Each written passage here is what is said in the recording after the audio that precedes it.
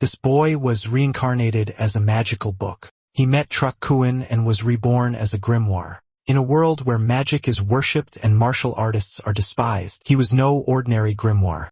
Inside him existed the deepest knowledge of magic. For many years as a book, he began to create mages. All they had to do was open the book, and he would emerge sharing his magical knowledge. Thus, over thousands of years, he created mages, geniuses, legends, monsters. All of them were born from the pages of this book. But now, 300 years later, our grimoire Kuin was rotting alone in a library, and he grew tired of waiting. The grimoire wanted to break free and devour the world of magic. So he began to call people to read him, not knowing they were about to unleash something that should have never existed. Its voice can only be heard by someone who has fulfilled the contract or come into contact with it. There was no way the boy could have heard it, but he places his hand on the book. What was that? I heard a sound. Suddenly, he stares at the book surprised. The grimoire thinks this is no time to panic. It must stay calm and adjust its voice. So it calls out to him, "Young man."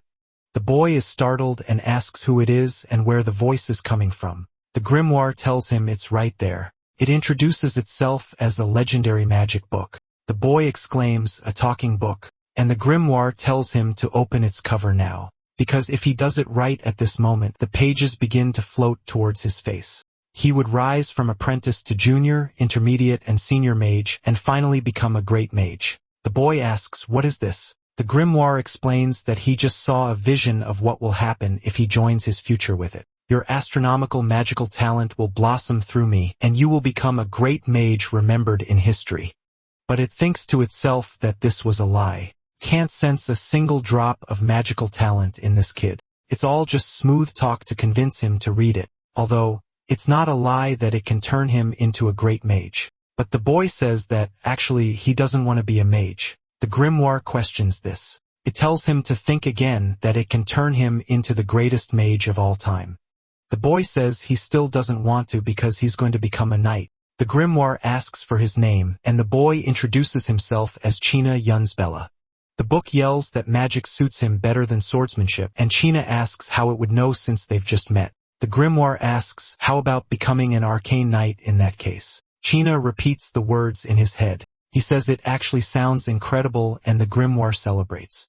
It then tells him to open its cover, now promising to turn him into a legendary arcane knight. Finally, its cover is opened. He is met with the sight of several magic circles. Then a mark forms on one of them. The book grants permission to instruct the bearer and establishes a bond for interaction until he dies. Its mage training begins anew. Now the grimoire celebrates its success. China notices its way of speaking has changed but he senses something different as the grimoire says it's finally getting off this damn shelf. Then he says that he really thinks magic isn't for him. Actually, I come from a family of knights, and I don't want to get kicked out, so I'm really sorry. But the grimoire says that's nonsense. If they kick you out, it's no problem. Your father won't beat you for learning magic. If you learn from me, you'll be 10 times stronger than your father. You could even blast him with a spell. But China asks why he would do that to his own dad. The grimoire reflects that it's been 300 years, and all this waiting will be in vain. Suggests it could teach another student at the academy and make a new contract with them, but the grimoire denies this. It's absolutely impossible. Once a contract is made, it can't make another until the bearer dies. China then asks why it didn't say so before, saying it would have been better not to make the contract at all. China says he's truly sorry, but the grimoire says it doesn't matter and that an idiot like him could never become a knight anyway.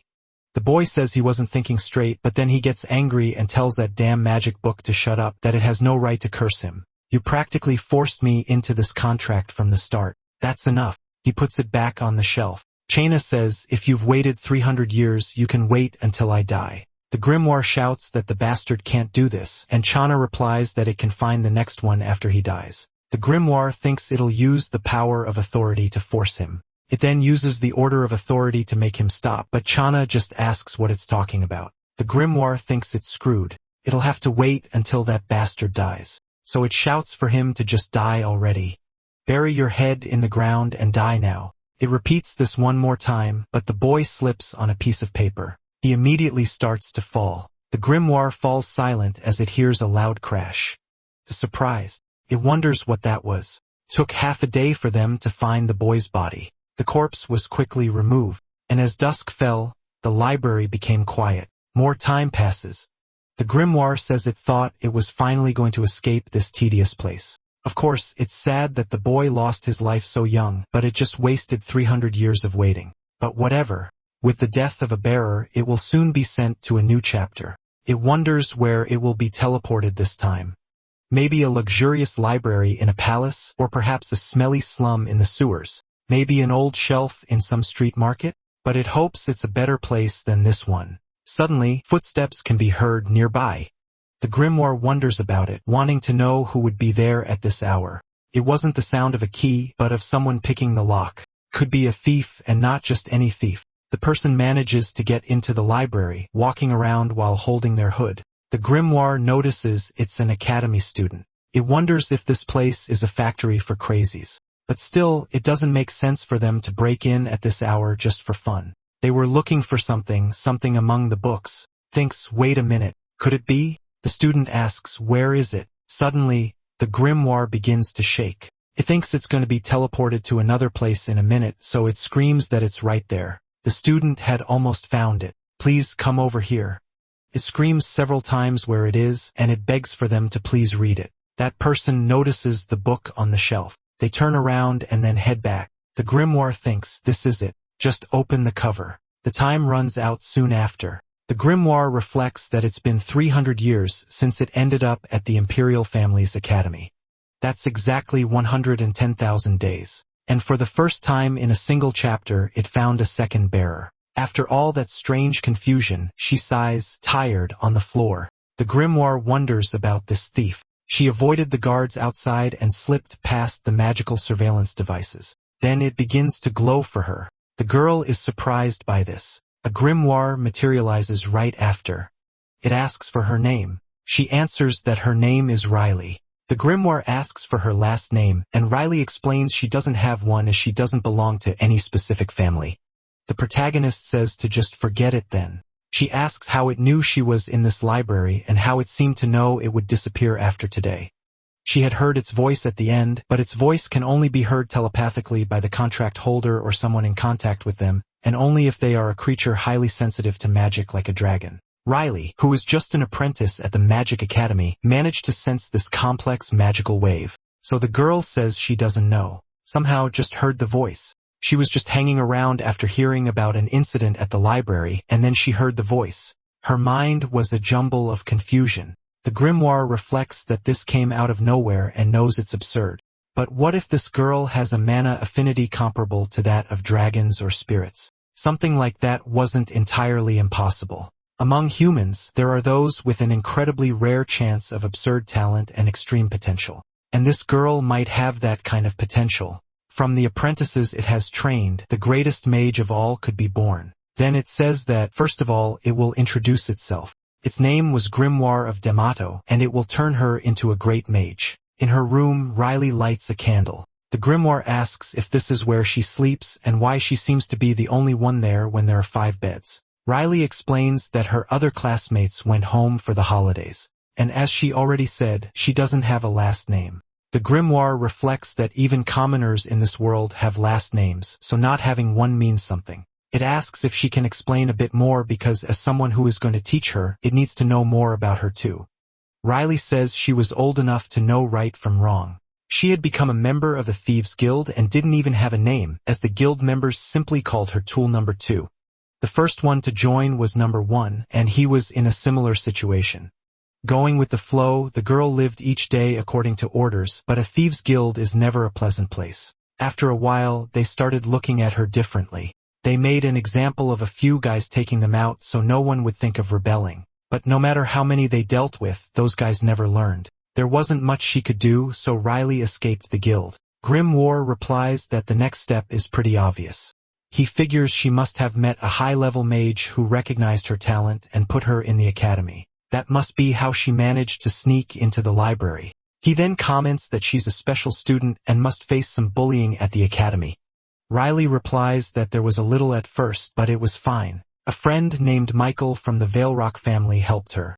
Grimoire says they'll get along well from now on, and that he'll teach her to become a legendary mage who will go down in history. Riley says she's counting on him too, but some voices bang on the door yelling for her to open up. The protagonist is surprised by this. He asks if she didn't say all her classmates went home for the holidays and if she was being bullied. Riley confirms it and says Michael was a lie. Then the three girls burst through the door angry. The day passes quite quickly after that. Riley was lying on the floor injured, and the protagonist asks if she's okay. She gets up and asks how a flower raised in a greenhouse can get hurt by a slap. They're all nobles, so if she causes trouble, she'll be expelled. Grimoire says that attending the academy like this will leave her with no time to learn from him. If even these brats are getting in the way, he wonders how she'll ever learn magic. Riley asks what she should do, and the protagonist tells her she has two options. Either put up with this life and learn from him or drop out of the academy. Riley asks which is the better choice, and Grim replies there isn't one. It's just a matter of choice. An oppressed life with a guaranteed future at the academy or a free life with an uncertain future outside. Riley makes her decision right after. More of the day passes as the two walk. Grimoire says the dropout process takes less than 3 minutes, and Riley says she just had to fill out the paperwork, and that was it. Also, it was true she was the only one who could see him. The protagonist explains that this appearance is just to communicate with the contractor. His true form is the book. Still, it was disappointing as she had many privileges she could enjoy at Lataris Academy, like the special artifact that's the prize for the annual tournament or the special potions given to the best students. Riley asks why he's telling her this now and says he should have told her earlier. Grimoire asks if she already regrets leaving, and Riley immediately denies it. The Lutaris warehouse is on the opposite side of the main gate and they need to go back. Grimoire asks what she's talking about. Riley repeats that he had said they should steal the artifacts and reagents. If her talent matched the master's, she'd achieve enormous growth. And if she had stayed at Lutaris, these are items she would have gotten anyway. So it's not stealing, but taking what's rightfully hers. Elsewhere, Grimoire asks how she finds these emergency exits, and Riley says there's a way for everything. Then they run into a wall. Riley says it's a crossroads, and she doesn't know the way. Grimoire explains that he'll teach her a technique then, finding the path, commonly known as pathfinding magic. He wants to see her try. Riley closes her eyes and concentrates, gathering mana in her hands. Then she uses the pathfinding magic. A forked thread of mana is created in front of her, detecting traps along the path and everything else. Riley reports that she's certain there are 3 on the left path and the right path is a dead end. She asks what he thinks and Grimoire says it was stable and everything was fine, but it's too common and predictable. He tells her she shouldn't be bound by rules set by idiots because she's far superior to them and to try a different way. Instead of casting a spell in just one direction, she should fire it in multiple directions. Riley tries to do as her master commands. Grimoire tells her to spread her mana without hesitation and to concentrate because this was just the beginning. Then she will focus all her attention on each particle of magic, track every particle of mana she released, and visualize it all at once. And so Riley says she can see.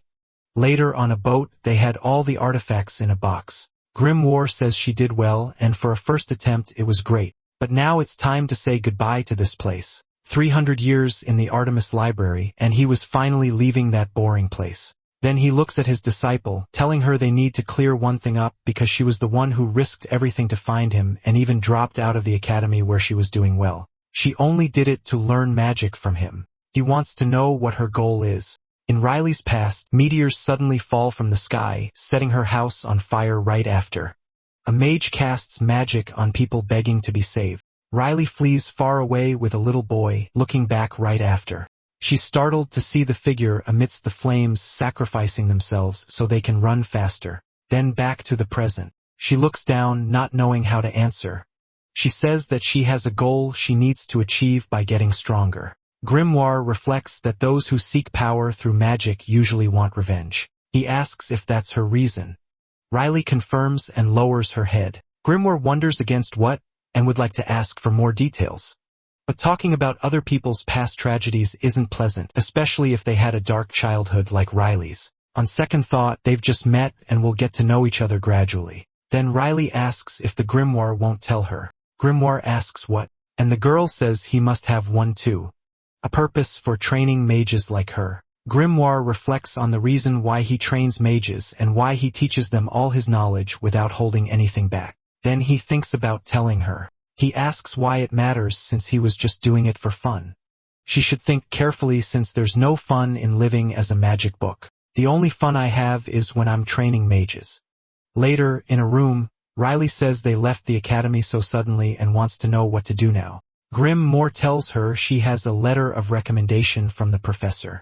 He asks if she can get it out for him. Riley then examines the letter. It says it's a recommendation for the Errant's magic tower. I wonder where that is. I was expecting one of the Empire's 5 great magic towers, or at least an established one. If I've never heard of it, it must have been established while I was trapped in the library for 300 years. A magic tower is where mages can make connections. The position of a great mage isn't something you can achieve with skill alone. There's no better place than a magic tower to build a political background, but I need to know what this name I've never heard before is. Riley calls out to the magic book. She says it's actually one of the Empire's 5 great magic towers. Later, they study the book. Riley says that to understand the Errant's magic tower, need I to know about its founder Ian Arantes. There was a picture of him. Grimoire asks why the book includes a portrait of him on his deathbed. They should have used one from his prime. Riley says that is him in his prime. The portrait was painted when Ian Arantes was 400 years old. He was still alive and Grimoire is surprised by this. He asks if he's some kind of half-elf or something, but Riley says no. Anyway, although he only reached the rank of High Mage, he's considered to have achievements beyond that of an Archmage. The academic society was debating whether to grant him the title as he single-handedly raised the Magic Tower status. Grimoire says it still doesn't make sense. You could say 300 years is a long time. For me, trapped in a library, it was an eternity. But it's not enough time to change the landscape of the Empire's magic towers. Something I don't know about must have happened. He reads that the immortality mortals dreamed of was to continue living without becoming undead. I realize it right away. Ion Arrants achieved the realm of immortality and became the Archmage who elevated the Empire's status. And for hundreds of years, he has been fulfilling the wish of his teacher, Marta Farheric. They finally arrive on dry land. Riley says this is the capital, and it's her first time visiting peacefully. Grimoire asks how about taking a look around since they're here. Riley buys unicorn skewers, the island's specialty. She says the capital is really different since they're selling meat from a divine beast, but I tell her it's no different from lamb skewers. The girl is shocked by this. She's sad because she thought it was real unicorn meat and she feels like she's been tricked, but she eats the skewers right after. Grim stops just ahead. Riley looks up with him. They see statues of the great mages in the square. She says she heard they were incredibly talented geniuses with a passion for magic. Grimoire says they were never geniuses, just a bunch of idiots. However, they were the kind of people who never gave up. He asks if she remembers when she asked about the purpose of creating mages. It was to turn the contractors into great mages and to get revenge on those who turned me into a piece of paper. My disciples went through a lot for that purpose. Marta also tried to create a resurrection ritual for me, but it failed. But as far as I remember, she didn't have any disciples.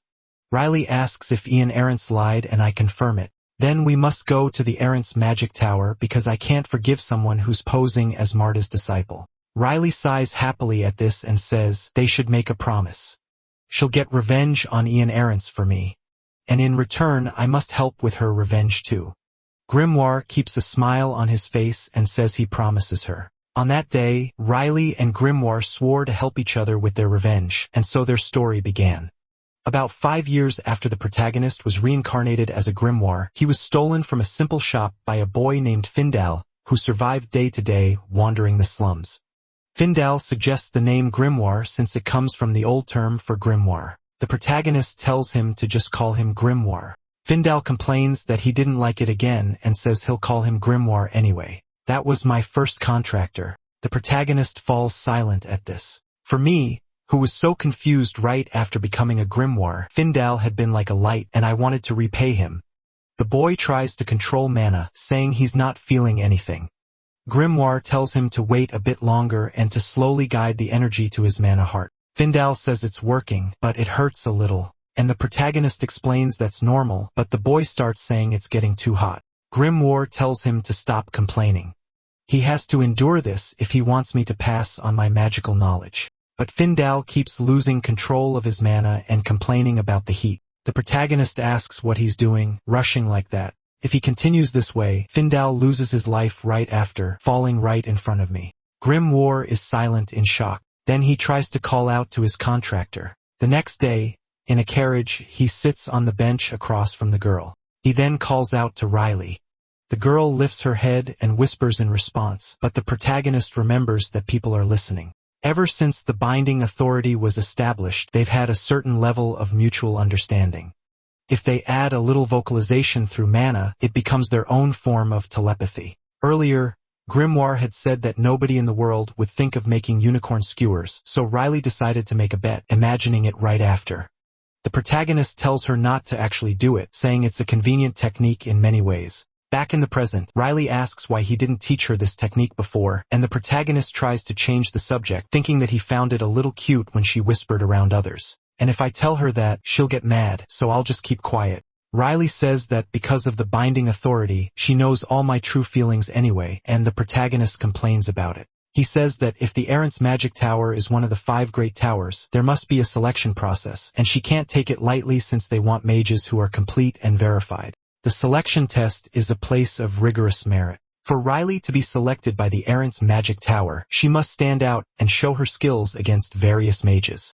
Of course, ordinary mages prepare their whole lives, is why they call it the Prodigy Graveyard. But they're going to take the test this year, and Riley is surprised because he wants her to reach the level of an intermediate mage or higher in just 6 months, which is impossible.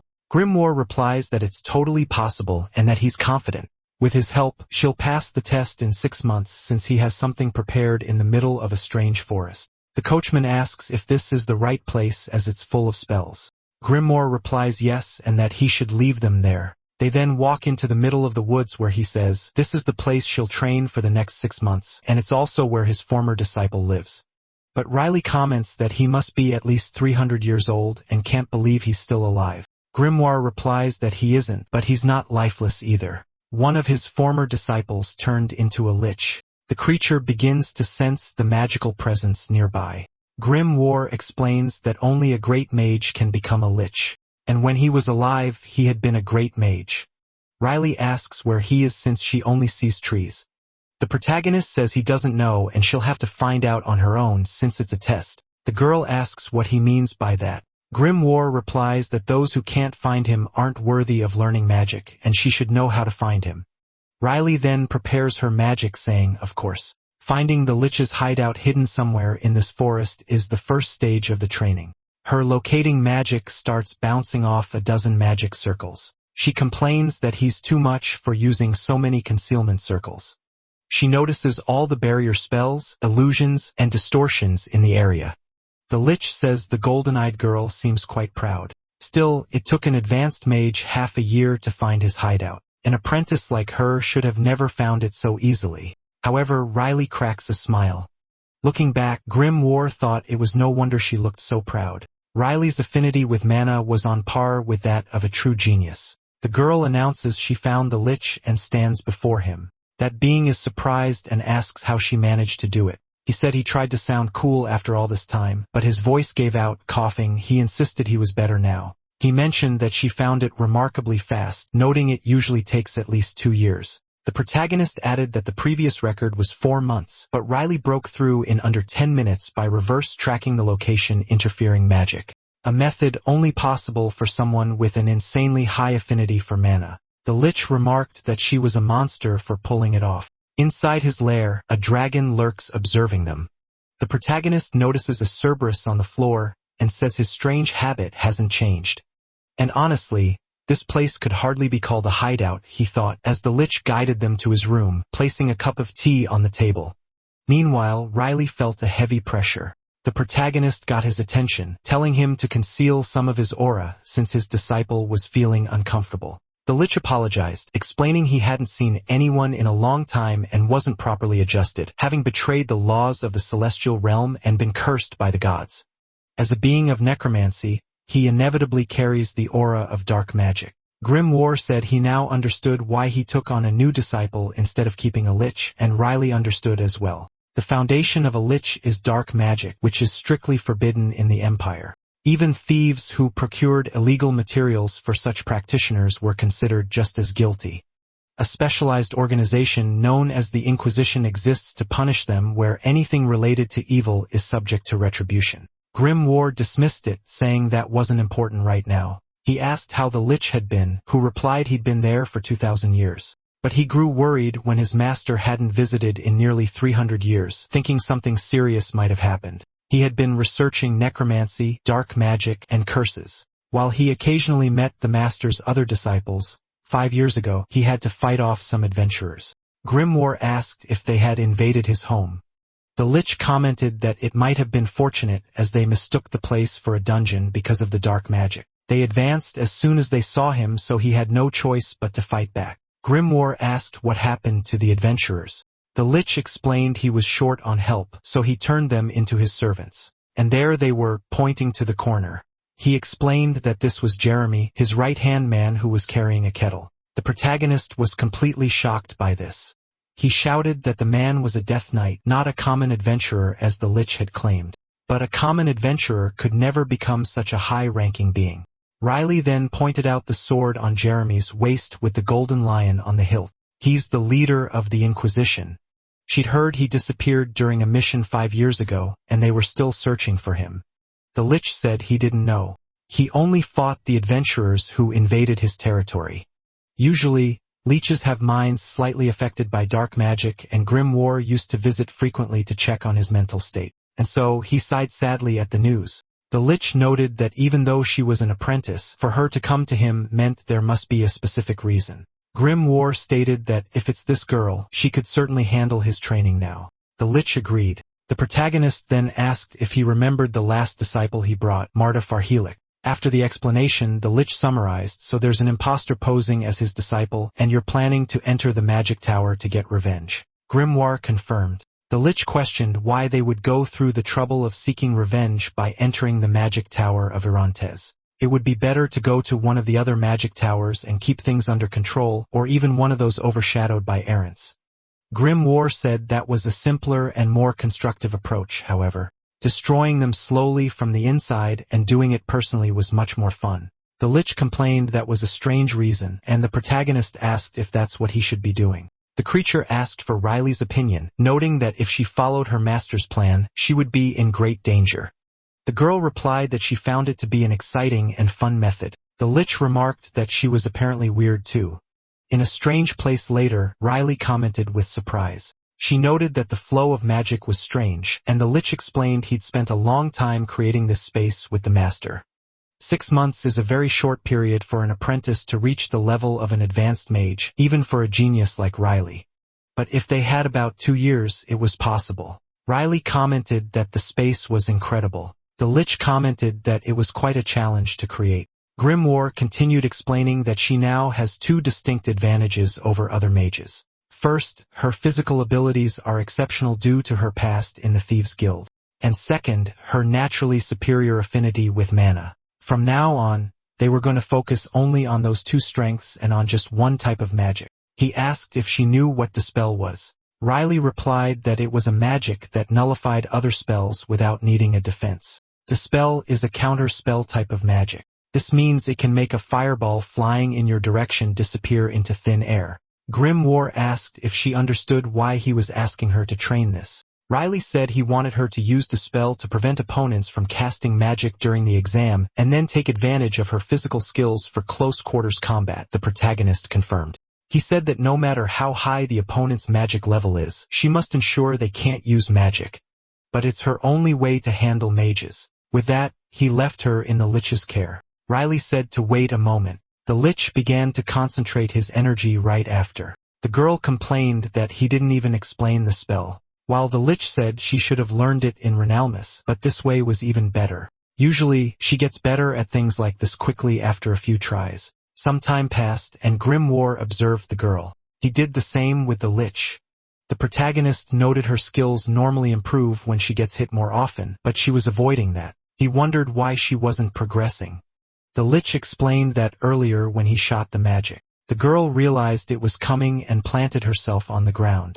She would then turn and run away from the magic. She'd been doing that for about an hour now. Grimoire wondered if there was something wrong with his teaching method. He had only known Riley for 3 days, but in that short time, he'd come to understand her personality quite well. She has extremely strong pride and is reluctant to reveal her weaknesses with a strong aversion to failure. For members of the Thieves' Guild, failing a mission is not an option.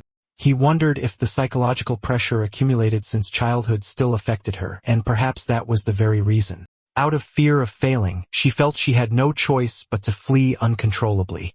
But Riley said that wasn't it. She only ran because she was afraid it would hurt if she got hit by the magic. Grim told her to just drop it then. He then commented that what she didn't know was the method, not the principle. The method of detecting the opponent's casting and diving into the source of the spell. Grimoire said she doesn't know every detailed step to dispel, but she should know one thing because he has already taught her everything she needs, and she should think calmly. A little while ago, she was distressed from being attacked, but now she could think clearly. Riley pulled her finger back after touching the magic. Then she commented that he said he had already taught her everything she needs. But the only things he taught were tracking and telepathy, so he was saying she must apply both. With Grimoire not responding, she understood she shouldn't ask any more questions. Instead of continuing this way, she remembered his words not to cling to rules. As the Grimoire had advised, she would try to forge her own path, a mana circuit like a labyrinth. Then she opened her eyes, activating her tracking magic. She had already navigated labyrinths twice from the underground passage of Artemis to the Lich's hideout. She understood. Now she would unravel those magic formulas one by one. They communicated telepathically, a secret conversation no one else can point in the Lich's magic. Grimoire congratulates her on her success. Riley asks how long it took, and the protagonist replies that it was 4 hours. The girl claims that only an hour has passed, but he corrects her. 4 hours had passed in the outside world, meaning she had been fighting the low manosphere for 16 hours in here.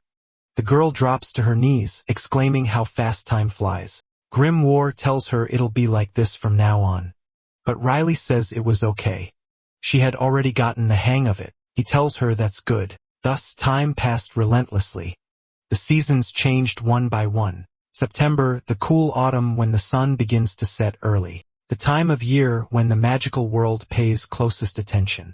It was the selection exam season for the 5 great magic towers. A Lich's spell is instantly dispelled. He is completely shocked by this as the girl extends her hands forward. Grimoire says that one was perfect without a single mistake. And so her 6 months of training, which felt like 2 years, finally came to an end. Grimoire mentions that at this rate, she could even face a mid-level mage without any trouble. He decides to wrap it up for the day, and the Lich says he'll ask Jeremy to prepare a delicious dinner.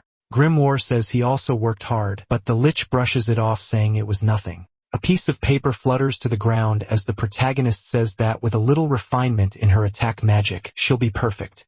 He asks what that paper in Riley's hand is. She reads that it's the Lich's world domination plan to create a Death Knight and then synthesize a chimera capable of using magic. The two of them are shocked, then they turn to him. Grimoire demands to know what the hell this is. He asked if the Lich was trying to conquer the world and ruin the continent while he was away. The Lich says he wasn't trying to conquer the world, just take over a small city to the east to build his kingdom.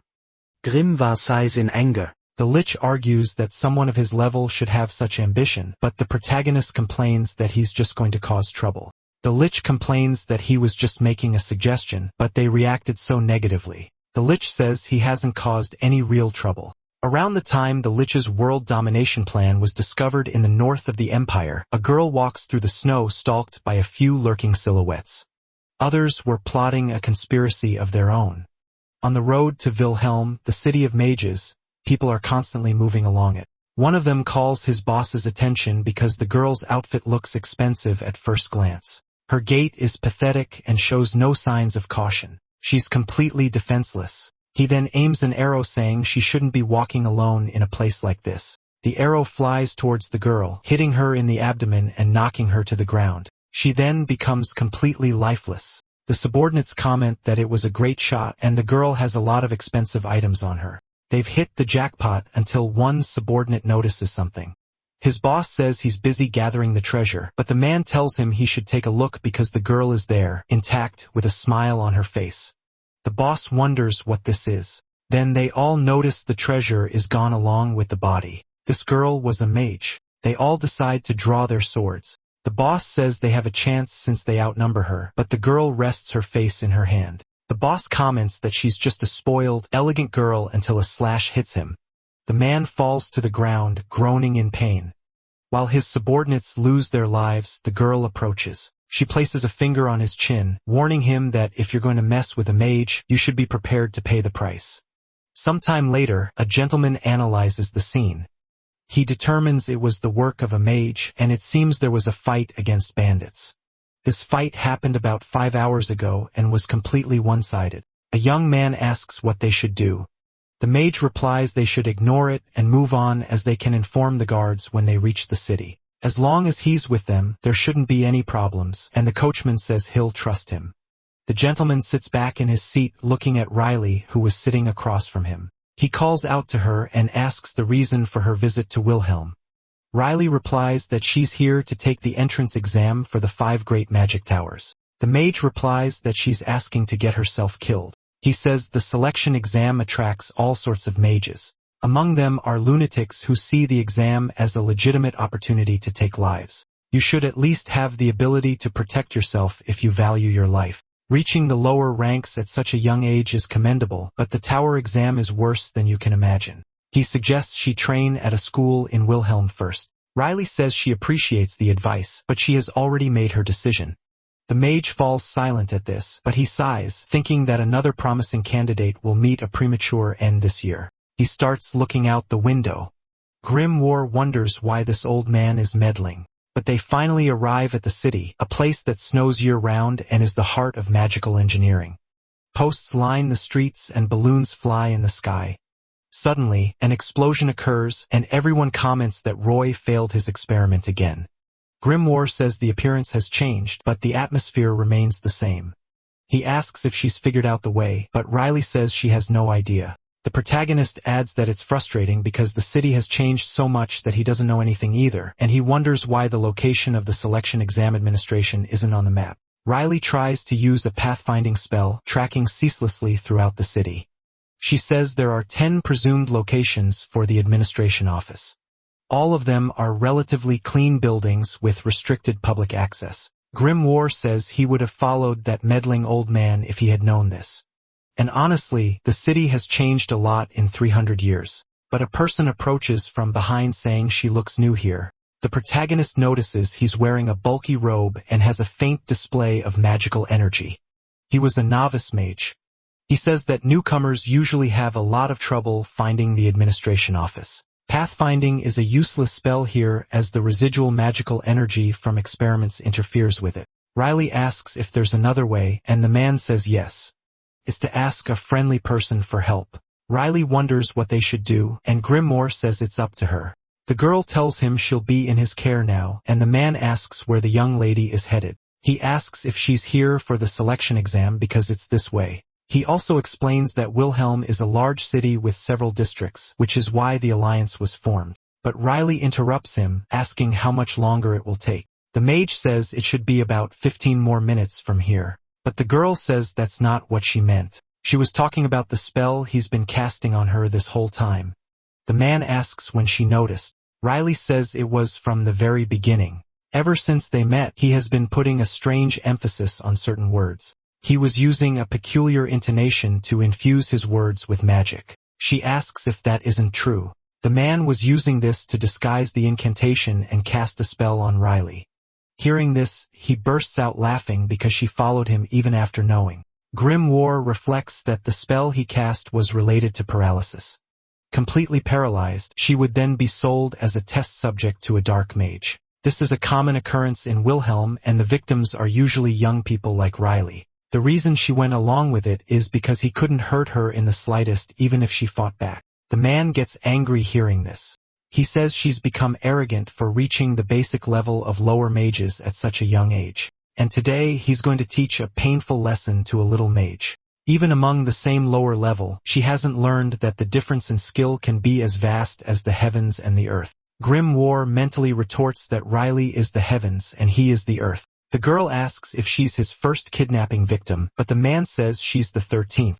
Everyone falls for his smile since he's quite attractive. People always say he has a face that easily makes women cry. Riley says that was a fact. They must be crying themselves to sleep every night. In that sense, he's very good at making women cry out of fear, which pisses the man off. He calls her a bitch and unleashes his fire magic, concentrating a sphere in his palm, shaping it to awaken the fire-type attribute. Grimoire says that for a rookie, his control is quite good. The man then prepares to attack the girl. Grimoire says it's perfect for some hands-on experience. Then the mage hurls the spear at Riley. She watches the magic approach, calmly releasing her mana right after. Her accelerated thought process kicks in. From her training with the Lich, Riley's dynamic vision has already surpassed the humans. And when she channels magic to her brain, time slows down for her. She observes the magic circle at the tip of the spell. She then moves her hand using a spell to dissipate the spear. The mage is completely shocked by this. He asks what kind of trick that was. Riley says it's the same difference between heaven and earth he mentioned as she concentrates mana in her hand. Grimoire reflects that Riley's attack is different from this guy's. No application. No tricks. It was just a mass of magical energy. However, that magic is fired off immediately. It was unimaginably fast, a true magic missile. The mage spits blood as he's hit. Riley says that thanks to him, she learned a valuable lesson. As a sign of her gratitude, she'll give him a tip. Being skilled doesn't solve everything, especially in combat, but she notices he's already lifeless. Grimoire calls her name. He asks if she just took his life, adding he's not trying to make a big deal out of it. He asks her to resurrect the mage quickly since they came for practical experience. The day passes very quickly. Riley thinks that of all places, the last one, the 10th building, is the administration office. At first, she checked the presumed locations of the administration office using Pathfinder. However, strangely, no one knew where the administration office was. And only after checking every building once did she manage to find the administration office. Grimoire reflects that it was so obvious with that sign, yet Riley didn't detect it and it wasn't even on the map. It seems they were intentionally hiding its location. He then asks if she remembers all the buildings they visited, and the girl says she marked them on the map. The result was an inverted pentagram, a magic circle. Grimoire curses those bastards from the administration office. They used the entire city of Wilhelm as a magic circle, placing special buildings at each location to activate it. They were spells to confuse those who went there and make them fight as much as possible. And there's only one way to find out. They enter the building right after. It was a white room with a woman sitting in a chair. She turns around immediately, congratulating the girl for passing the first phase of the selection exam. That symbol will prove she's a candidate for the selection exam. Presenting this symbol allows her to visit the facilities for free. The next exam is in a week, so she should get plenty of rest. Riley thinks they passed the first test by chance and that it seemed too easy, but Grimoire says it was tedious. But that's something only Riley could say since it wasn't on the map or in Pathfinder. This was all part of an exam.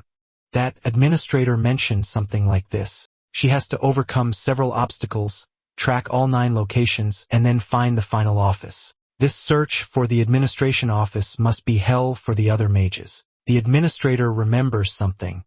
She calls the girl over, warning her to avoid any conflict with other examinees before the next test. Riley nods her head. Outside, she wonders what that was about, and Grimoire says it's nothing. Sometimes, there are idiots who pick fights to gauge others' levels. He thinks it's to avoid those types. Riley thinks it has nothing to do with her, but Grimoire says there might be some who ignore the warning and still try to start a fight. Suddenly, a grim energy washes over the girl.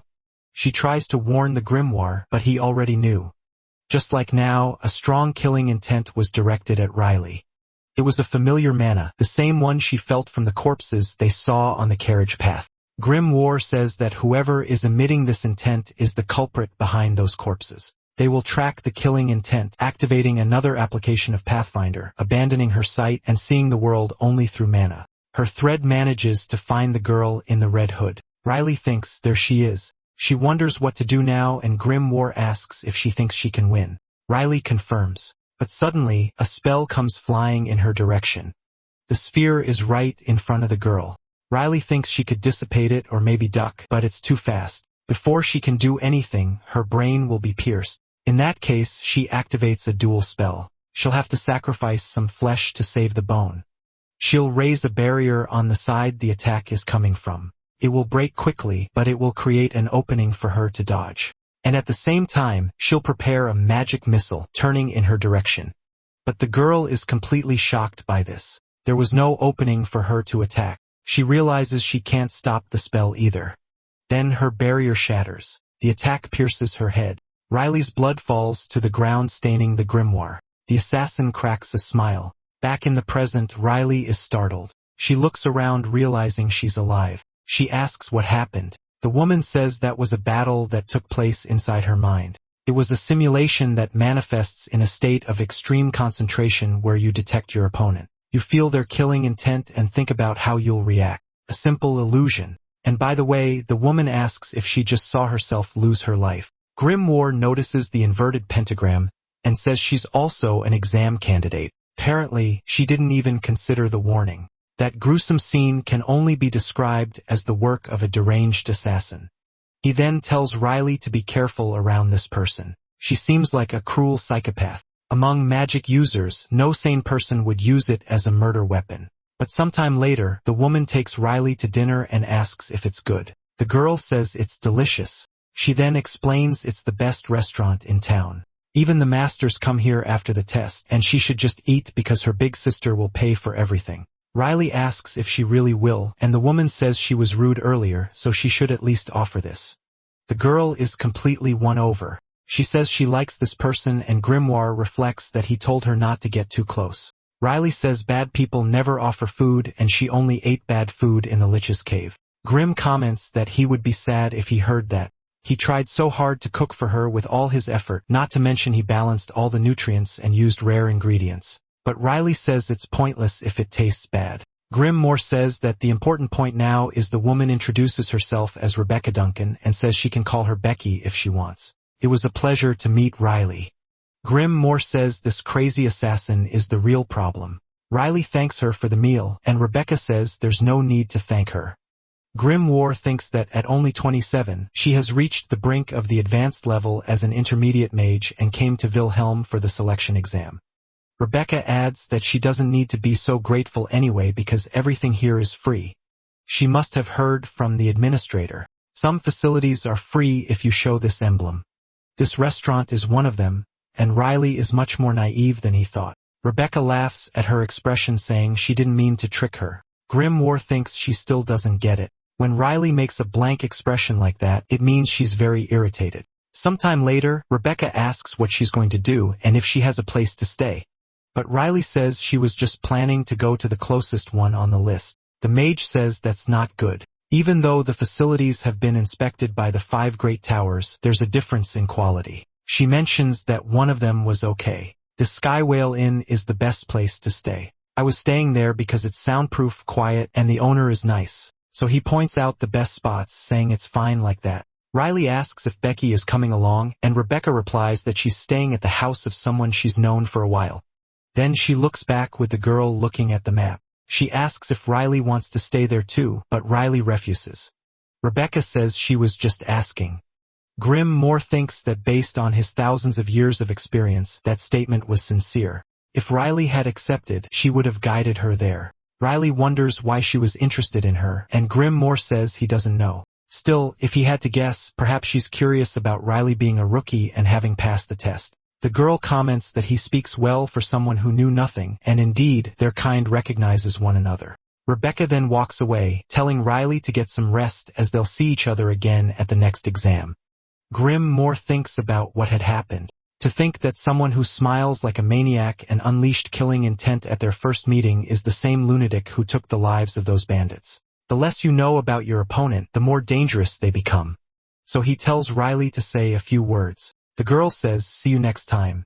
And this time, I hope we can fight face to face. You shouldn't use something tricky like illusion magic to scare me." Rebecca questions the mention of illusion magic, the virtual battle fought during our first encounter, where Riley faced death and returned to the real world. Becky had said it was a mental battle. Riley says that was actually illusion magic she cast on her. Rebecca comments that she's impressive and only a high-level mage would notice that. Grimoire explains that since ancient times, there's only one way to detect illusion magic. So Riley says she would never lose her life to an incompetent mage. Rebecca gets irritated hearing this. The girl continues that if it were a battle within her mental space, she would have won without any trouble. But since something impossible happened, it must have been illusion magic.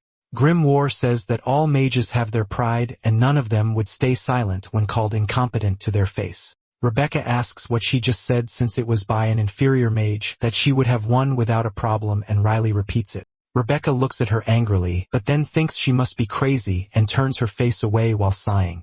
She bursts out laughing because she said she would beat her without a problem. The child needs to wake up as she's a mage who has reached the brink of the advanced level. Compared to that, she's just a rookie who has barely reached the apprentice level, and there is a vast gap between them. The amount of magical power a person can control, the precision of that control, the strength of their mana heart, and even their speed. Every time you ascend to a new level, this difference cannot be overcome. It's absolute. However, this was Riley, his student. The girl says that someone said something similar earlier and is now lying in an alley with a hole in his chest. Riley knows how to fight and win against stronger opponents because she has done it many times. From the duel against the Lich, the female chimera defeated in the hideout, and the battle with the man they met today. Rebecca says she would love to attack if she could, and Riley tells her to feel free to try. The mage tells her to shut up because she knows her intentions and doesn't want to be disqualified for ignoring administrator's warning. Riley says that's a lie, and she's just running away because she's going to lose. So Rebecca says they'll meet again in the exam. She's met all sorts of crazy candidates before, and it has been fun. Riley agrees since she got some good information. Rebecca says goodbye, telling her to take care until the exam because she sincerely had a really fun time that day. Riley thinks that it was indeed a clone. The protagonist says the real body was probably on the other side of Wilhelm. There was a strange flow of mana that can't flow in ordinary beings. If it weren't for someone as sensitive to mana as Riley, he wouldn't have noticed. Riley says she now understands why Becky was interested in her. It was out of curiosity, wondering when this girl would realize she's a clone, and what kind of expression she would make upon finding out, while subtly waiting to be discovered as the monoflow grew stronger.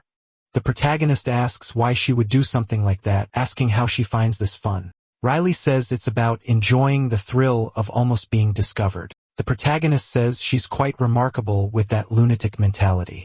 An administrator analyzes the report in his office, saying she took less than half a day to find the administration office. The fastest record had been 4 hours, and even that was the result of Rebecca Duncan using 20 clones to walk around Wilhelm.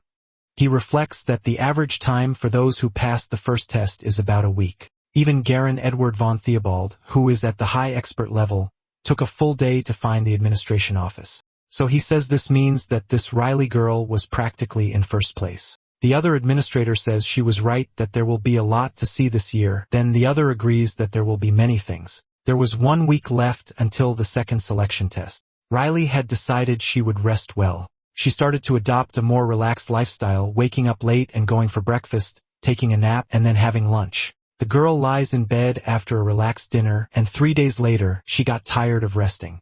So the protagonist suggests a walk. The girl comes out of a store wearing new clothes, and the protagonist says she looked beautiful. Riley thinks that even though she bought very expensive clothes, she still had a lot of money left. Grimoire replies that she was still using what she received from Renelma's. Then the girl notices a place nearby saying it was the Arcadia Central Library, and Grimoire says it's a century-old building. It was probably the second largest after Ludimo's and is also the place with the largest number of stored magic books. Riley asks if she can go in, and the protagonist is hesitant. The girl says there's nothing else to do, and candidates can use the library without any procedures. So the protagonist says it was attractive. Exploring Arcadia would be a beneficial experience, and there are excellent tomes there. But he was still hesitant because he was trapped in that miserable place for 300 years. Countless of those damn books everywhere, whether on the shelf in front of him.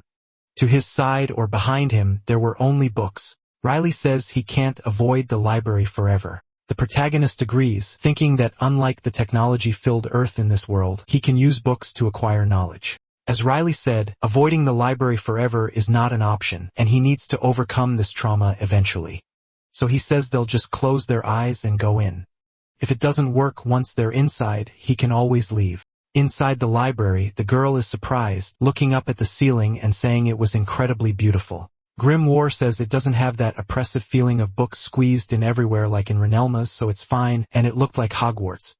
Riley says the access card she received was platinum, and the protagonist explains it was the highest level. The girl comments that there's only one destination then, heading to the restricted area of forbidden books.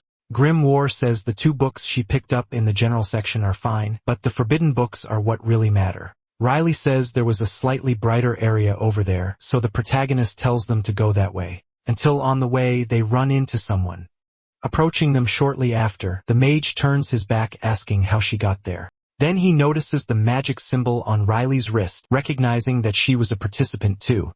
Then he comments that it was impressive for her to pass the first mission by breaking all the distortion spells. Grimoire complains about this old man showing up again, and he was very annoying, having advised Riley to give up the test. The girl comments that it will be fine now that she has the symbol for passing the first mission, but the old man says she should give up, because the exam will be much more brutal than she imagines, and the moment blood is spilled, this place will become a killing field. A mage with decades of experience might manage. But for someone like Riley, it will be very dangerous, so she should quit. But he notices that the girl didn't even respond. Riley thanked him for his sincere concern, but said she had already made up her mind. The old man said she was being reckless due to the thoughtless enthusiasm of her age. But Riley replied that some might even admire her courage. The old man called it nonsense, but the girl disagreed. The mage seemed a bit irritated by that. He said he would show her personally, then he suggested they have a duel right now. If she truly wanted to take the test, she would have to defeat him. But it was clear this wouldn't be a normal duel. He wouldn't attack Riley. Instead, he would give her 3 opportunities to hit him. And if he took a single step during that time, she would win. Then he wouldn't interfere with her anymore. And if she managed to land a valid blow on him, she would surely survive the test. Grimoire said he wasn't wrong, the old man standing before them. There were fewer than 50 of them on the entire continent, and he was one of them, a high-level expert mage. Among the test participants, he was by far the strongest. Landing a valid blow would be a fitting way to prove her skills. Riley asked what would happen if she couldn't land a valid blow. The old man said that although he didn't want to, he would have to stop her from taking the test because he would have to attack her for real. Grimoire noted that he had just said he wouldn't attack, calling him a crazy old man.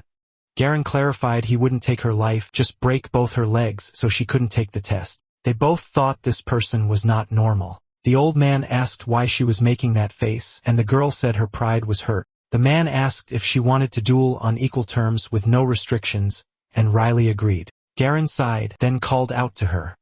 He then remembered something and asked her to get the book from his bag, the 100 Great Figures Who Shaped the Modern Empire. Garen took the book, and Grimoire asked why he was doing this. The mage flipped through the pages and said it was a very good book that didn't distort history much. Then he told her to read about this. Grimoire wondered why he was suddenly recommending a book. It was about number 67, Garen Edward von Theobald. He was a commander of the magical unit on the Western Front, known for holding off hundreds of demons by himself. This event is known as the Battle of the Hallspart Mountains, and the Emperor highly praised Garen's achievements, leading to his induction into the Hall of Fame. They both realized it was a picture of the old man. Not all high-level mages have the same skills. Some lock themselves in a room to train and level up, while others level up by fighting on blood-soaked battlefields. Among these high-level mages, there are individuals who are truly called giants, like Garen Theobald, who stood right in front of them. Riley was impressed. She wondered if she had gone too far, and Grimoire confirmed it. The girl asked if she could increase her attack opportunities to 5, and Garen asked if she had no shame. But by the way, this doesn't seem like a suitable space for a duel. Grimoire added that there were too many obstacles. Garen snapped his fingers, telling her not to worry. Magic created an opening in the library, modifying the space immediately. He pushed all the furniture aside, saying this space was enough, and she didn't need to worry about breaking anything with her magic as it wouldn't leak outside this barrier. Riley asked what if it did leak, and Garen said it would still be fine since the platinum-level facilities were treated against magic. Grimoire said that if he says so, then Riley should go ahead. He wondered if her attacks were effective against a high-level mage, noting it was a great opportunity to test it safely. He then reminded her that if she failed to land a valid blow, she'd get her legs broken, but added that she wasn't so weak that she couldn't hit him. Garen reflected that mages who reached the low-level rank before the age of 20 are often called geniuses. Every mage experiences 2 awakenings in their life. The first occurs at age 10. Those who instinctively grasp the truth of magic, mana, and the arcane are called apprentices and undergo training. Then the second awakening happens when they become adults, where the attributes seed in their mana heart blossoms, allowing for more sophisticated magic. Once they get used to the mana imbued with their attribute, mages surpass the apprentice level and enter the low-level rank. And that is why the abilities of adult mages grow exponentially. Mages naturally grow stronger as they age. On the other hand, those who surpass the apprentice rank before reaching adulthood, before their second awakening, are called monsters for that fact alone. He wanted to see the future of the girl before him. If he had let her take the test like this, she wouldn't have lasted long and would have lost her life, but he suddenly noticed he was paralyzed. However, it wasn't magic, but rather the terror one feels when facing the possibility of death. So he wondered what she did as Riley maintained a smile on her face and conjured her magic. Garen had crossed the line between life and death hundreds of times on the battlefield, and now he was feeling that same tension from a mere low-level girl. He wondered what the hell the problem could be until the magic missile hit his barrier. He thought his mana shield was disappearing, and that was the dispel spell. He then noticed the magic circle behind his back until a green crystal cut the magic missile in half. Riley was surprised by this as the crystal then fell at his feet. Grimoire said that he noticed and intercepted the missile before the shield was dispersed. Garen sighed, slightly out of breath. He wondered if this could be intentional. If she had purposefully launched a direct attack to make him lower his guard, it seemed her confidence didn't just come from youthful arrogance. He needed to keep an eye on her. Riley prepared another magic missile. She analyzed all the openings right after, and then she fired it at the man's shoulder. Garen felt the pressure of that magic. He intercepted it with his shield, sighing. He reflected that she was aiming precisely at the weakest part of his magic, something a low-level mage shouldn't be able to notice. Besides, he had moved. Although it was subtle, she had pushed him back. An exceptional affinity with mana, the ability to detect flaws in magic, and an understanding of techniques to exploit those weaknesses immediately. It was as if an experienced archmage was helping this girl. These were not the skills of an inexperienced youth, but rather of someone who easily overcomes rank differences. A genius. He had no choice but to acknowledge it. This girl will survive the selection test. Then he stomped his foot on the ground. Riley didn't understand his action, and she said she still had one more chance to attack. But Garen told her there was no need to continue since the outcome was already decided. Her second attack had pushed him back, so the victory in this duel was hers. As promised, he would no longer interfere, and he sincerely apologized for his presumptuous meddling. Riley said, however, that she already knew what he had just said because her second attack had been effective. Garen asked why she bothered to cast the next attack spell. The girl explained that he had said there were 3 chances to attack, so he should return to his defensive stance now because there were still things she wanted to confirm. Garen asked her to wait a moment. He reflected on her words about confirming something. Grimoire thought that the only attack magic Riley could use since she hadn't gone through the attribute awakening was magic missile. In standard magic, the only thing she could do was add variations through techniques, but that was fine. The way she used Dispel to create an opening and then launch a surprise attack was something even a high-level mage would find problematic. So it was still alright. A few moments passed and they left the room. Garen told her to keep this duel a secret. Riley remembered the administrator's warning to avoid conflicts between candidates. She said she didn't remember what he was talking about and had just been reading in Arcadia. Garen asked where she was staying, and Riley told him it was an inn recommended by someone she knew. It was called the Sky Whale Inn. Garen said the person who recommended it was not a good friend, and Riley asked why. The old man explained there were better accommodations in Wilhelm. He asked if her luggage was there, and the girl said everything was in her bag. Elsewhere, Garen asks if she mentioned meeting Rebecca Duncan. Riley says he seemed to know her, and Garen replies it would be strange if he didn't. He reminds her of what he said in the car the other day about how some people see the selection test as a true battlefield. Rebecca Duncan is exactly that kind of mage. Last year, she was disqualified for excessive killing. The year before that, she took the life of a test administrator. She suppresses her madness most of the time, but once a year, she unleashes her impulses through the selection test. Grimm says she's not called the killing maniac for nothing. Riley wonders why the 5 magic towers don't do anything about Becky. If she's so dangerous, they could just block her at registration. But Grimoire begins to explain. The 5 magic towers have a simple reason. They want to use Rebecca Duncan as a mechanism of the test. Imagine you encounter the famous killing maniac during the test. They want to see what you will do in the midst of such a desperate situation nearby in another part of the city.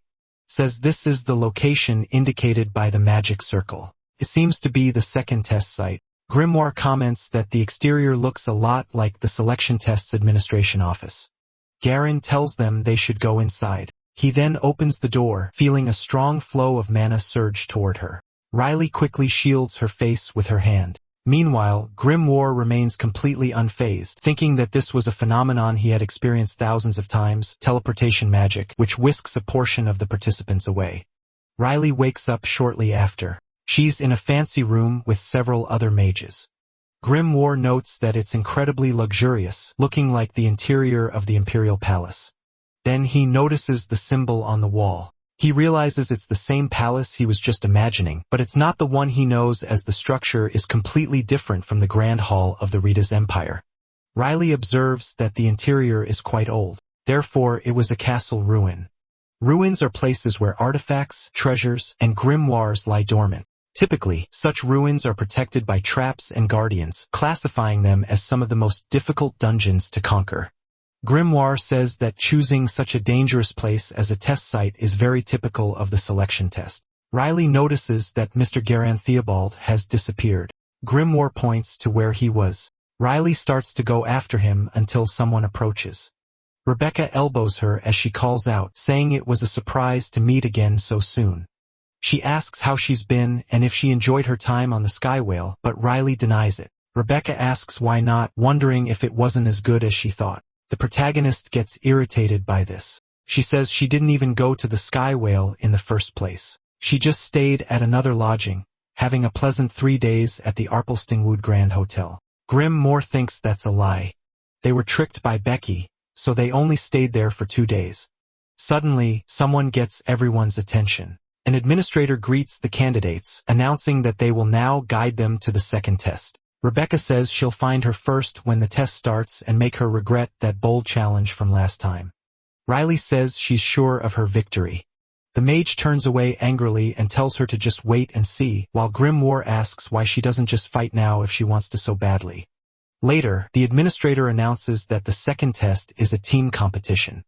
A total of 42 candidates will form teams of 3 and compete against other teams. The team members will be assigned by the administration. They will have to cooperate on-site to navigate through the test gates. They are now given 30 minutes to get to know their team members, with Rebecca and Riley ending up on the same team as another girl. The older mage gets annoyed and the protagonist asks if she saw that, saying they'll have to save their fight for another time. Grim says this must be a dream. Riley complains that she's unhappy about being on the same team as Becky. The book asks if she realizes she's on the same team as a killing maniac. Riley says that at least Becky is screwed too. Grimoire comments that she seems like an uncontrollable mage at first glance and can't imagine what kind of trouble she'll cause. The administrator asks if there are any other questions. Rebecca immediately gets her attention, and the administrator tells her to speak. She asks what happens if team members fight among themselves. The administrator replies that disagreements are natural, but they must move in the right direction. But Rebecca says that's not what she meant. She wants to know what happens if they just start casting spells at each other. The administrator is left speechless by this. The same thing happens in Garen's group. Grimoire says this is bullshit. The administrator says that, as everyone might guess, the team competition is a test method that evaluates mutual cooperation. Therefore, if even one team member loses their life, the entire team will be disqualified. So they must keep that in mind. Rebecca is completely stunned by this, shouting that this is absurd. It was too extreme for everyone to be disqualified if one team member died. And others complained that the thing they hate most in the world is someone holding them back. The administrator looks coldly at everyone there. Then she orders them to be silent, and everyone does as she commands. Grimoire says that with the aura of a high-level mage, silencing dozens of people is nothing. The administrator continues, saying they may have received special treatment just for being mages up until now. After all, mages are invaluable beings, and no one would have dared to say anything no matter how much trouble they caused. As a result of such conditions persisting for decades, their characters have naturally become distorted and their personalities destructive, but that will no longer be allowed. To enter the magic tower, they can no longer act as individuals, but as members of a group. That's why the second test is a team competition, to see how they cooperate with people they're meeting for the first time. If they aren't prepared to endure this, they should give up on the test right now. Rebecca screams that she hates this. Later, she says she doesn't really want to do this, but since it's come to this, she'll do her best. Riley agrees with her. Grimoire thinks that seeing her hold back her anger like that, she must really want to pass the test. He thought she'd go crazy, but it seems she has some restraint. But on second thought, she was reluctant to be eliminated even during their first encounter. So she's not just a psychopath who enjoys taking lives. Riley thinks you never know. Could all be an act. Grimoire says that, anyway, the most important thing is about the other team member who was standing far away trying to call out to the other two. Rebecca asks what's wrong with her since she can't hear anything. Riley wonders if they weren't just together a moment ago. The girl approaches and says she likes ancient magic, but Rebecca tells her to start with her name. Olivia introduces herself, saying she's from the Arcane School of Flames. Rebecca immediately shouts the name, saying they're a bunch of idiots who only know ancient magic, and that's the absolute worst. Riley asks if ancient magic is really that bad, and Grimoire confirms it is. Starting with the name, it's a system of magic that was used in the past and is rarely used now. Riley says, so people who learn ancient magic and Grimoire finishes are idiots just chasing a romanticized notion. For example, erasing a mountain or splitting the sea in two. People who indulge in such nonsense are called myth-chasing idiots, and that's how they're treated. But he wonders how they're still around. He thought they disappeared 300 years ago. So you have an illusionist assassin with anger management issues, a socially inept ancient magic fanatic. And finally, there was Riley. He sarcastically complains that it's a fantastic team. A few moments later, Garen approaches calling for Riley. He asks how she's feeling as some people get nauseous the first time they teleport. Riley says she's fine and asks if Mr. Theobald got a good team. Garen replies that he's satisfied. Thanks to the first test, all the mages here are high quality. But he wants to ask about her team until Rebecca shouts that they're doomed. She demands to know why an idiot who only knows ancient magic came to the selection test. Riley complains that she was trying to keep her distance because of the noise. Garen said it was impressive to think Rebecca Duncan and a mage from the Arcane School of Flames were on the same team, and he wondered if it was bad luck or good fortune. Grimoire agreed. Regardless of her reputation, Rebecca was a strong mage. The problem was you never knew what she would do once the test started. You had to constantly watch your back, and it was hard to expect anything from ancient magic, which has little practical use. To make matters worse, she has no experience. In the end, he could only rely on Riley and Becky. While the others fight with 3, they only have 2. Riley commented that hearing it like that really made it sound hopeless. The protagonist wondered what he could do. He chose this selection test and had to endure it with resilience and determination. And they weren't the only ones dissatisfied. Not at all, as others were thinking the same thing they were. They had to overcome these thoughts, find their teammates' strengths, and cooperate. As a unit and as a team, that was the essence of the second test. Rebecca got irritated that it took Olivia a minute to say one sentence, and Grimoire said it was certainly irrational to expect teamwork. Garen announced he had to go now, relieved to see she wasn't nervous. Riley thanked him for that. Then the old man said his goodbyes. The girl wondered what that was all about since he just left, but she remembered that now they were competitors. Grim agreed with the girl. Riley thought that she wasn't worried as the months of training in the Lich's lair had been significant, and Grimoire continued that he was confident. Through this selection test, they would achieve the result they desired, and he was absolutely sure of it. The administrator asked if everyone had finished their introductions. This was the entrance to the ruins where the second test would take place, and now she would explain the rules. The interior of the ruins is a labyrinth, and they must find the treasures. The treasures look like this. She then showed a magical sphere. The item reproduced a projection. Rebecca asked what it was. A golem was emerging from it. The administrator said the test duration is 24 hours, and there are 2 conditions to pass. The first one was that they must possess the golden golem's core at the end of the test. And second, all team members must be alive by then. Grimoire said that, in short, it was like this. Find the golden golem, get its core, do it all as a team, and survive for 24 hours. As long as they were careful with the hidden traps and guardians, it wouldn't be dangerous. The administrator added that, by the way, there were only 3 golden golems. There were 42 candidates, meaning 14 teams. This meant only 3 could pass the test. Grimoire commented that it was a test with only a 20% approval rate and there was no guarantee that all 3 golems would be found. Besides, they wanted to see a fierce competition for limited resources. Riley thought that was cruel, and the protagonist commented that the 5 great magic towers encourage competition among mages. To put it nicely, it's a meritocracy. But frankly, they just enjoy pitting them against each other. The administrator said that the most dangerous of the obstacles was the chimera that the administration carefully procured for this test, a high-risk creature designed solely for destruction and murder. Grimm wondered why that sounded familiar. The administrator continued that some of them might already know the creature. 5 years ago, there was an incident where a lich invaded the Eastern Empire. These were the same chimeras that attacked the citizens back then. Grimoire grew furious with that damn skeleton. The administrator continued that once they passed through this portal, they would be teleported to a random location with their team. It wouldn't be easy, but if they passed the test, they would enjoy the glory of the 5 great magic towers. Now they must enter the ruins as the second test begins now. Grimoire complained that he had somehow ended up becoming the brains behind everything. But besides that, the palace was huge and Riley agreed. Grimoire continued that it felt like they were dwarves visiting a giant's palace, but suddenly, a pressure hit him. Footsteps approached the group. Rebecca wondered what was happening.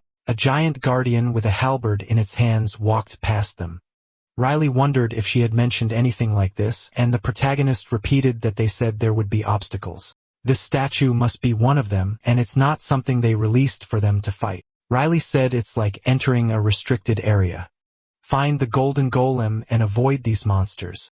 Grimoire agreed that the statue was like a red zone. His instincts honed over thousands of years were screaming not to touch that statue. It would take at least 3 or 4 Theobalds to even try. So he wondered who in their right mind would provoke that thing. But Rebecca called out to Riley asking what she was doing because they had to fight this monster now. Grimoire yelled for Riley to stop her immediately.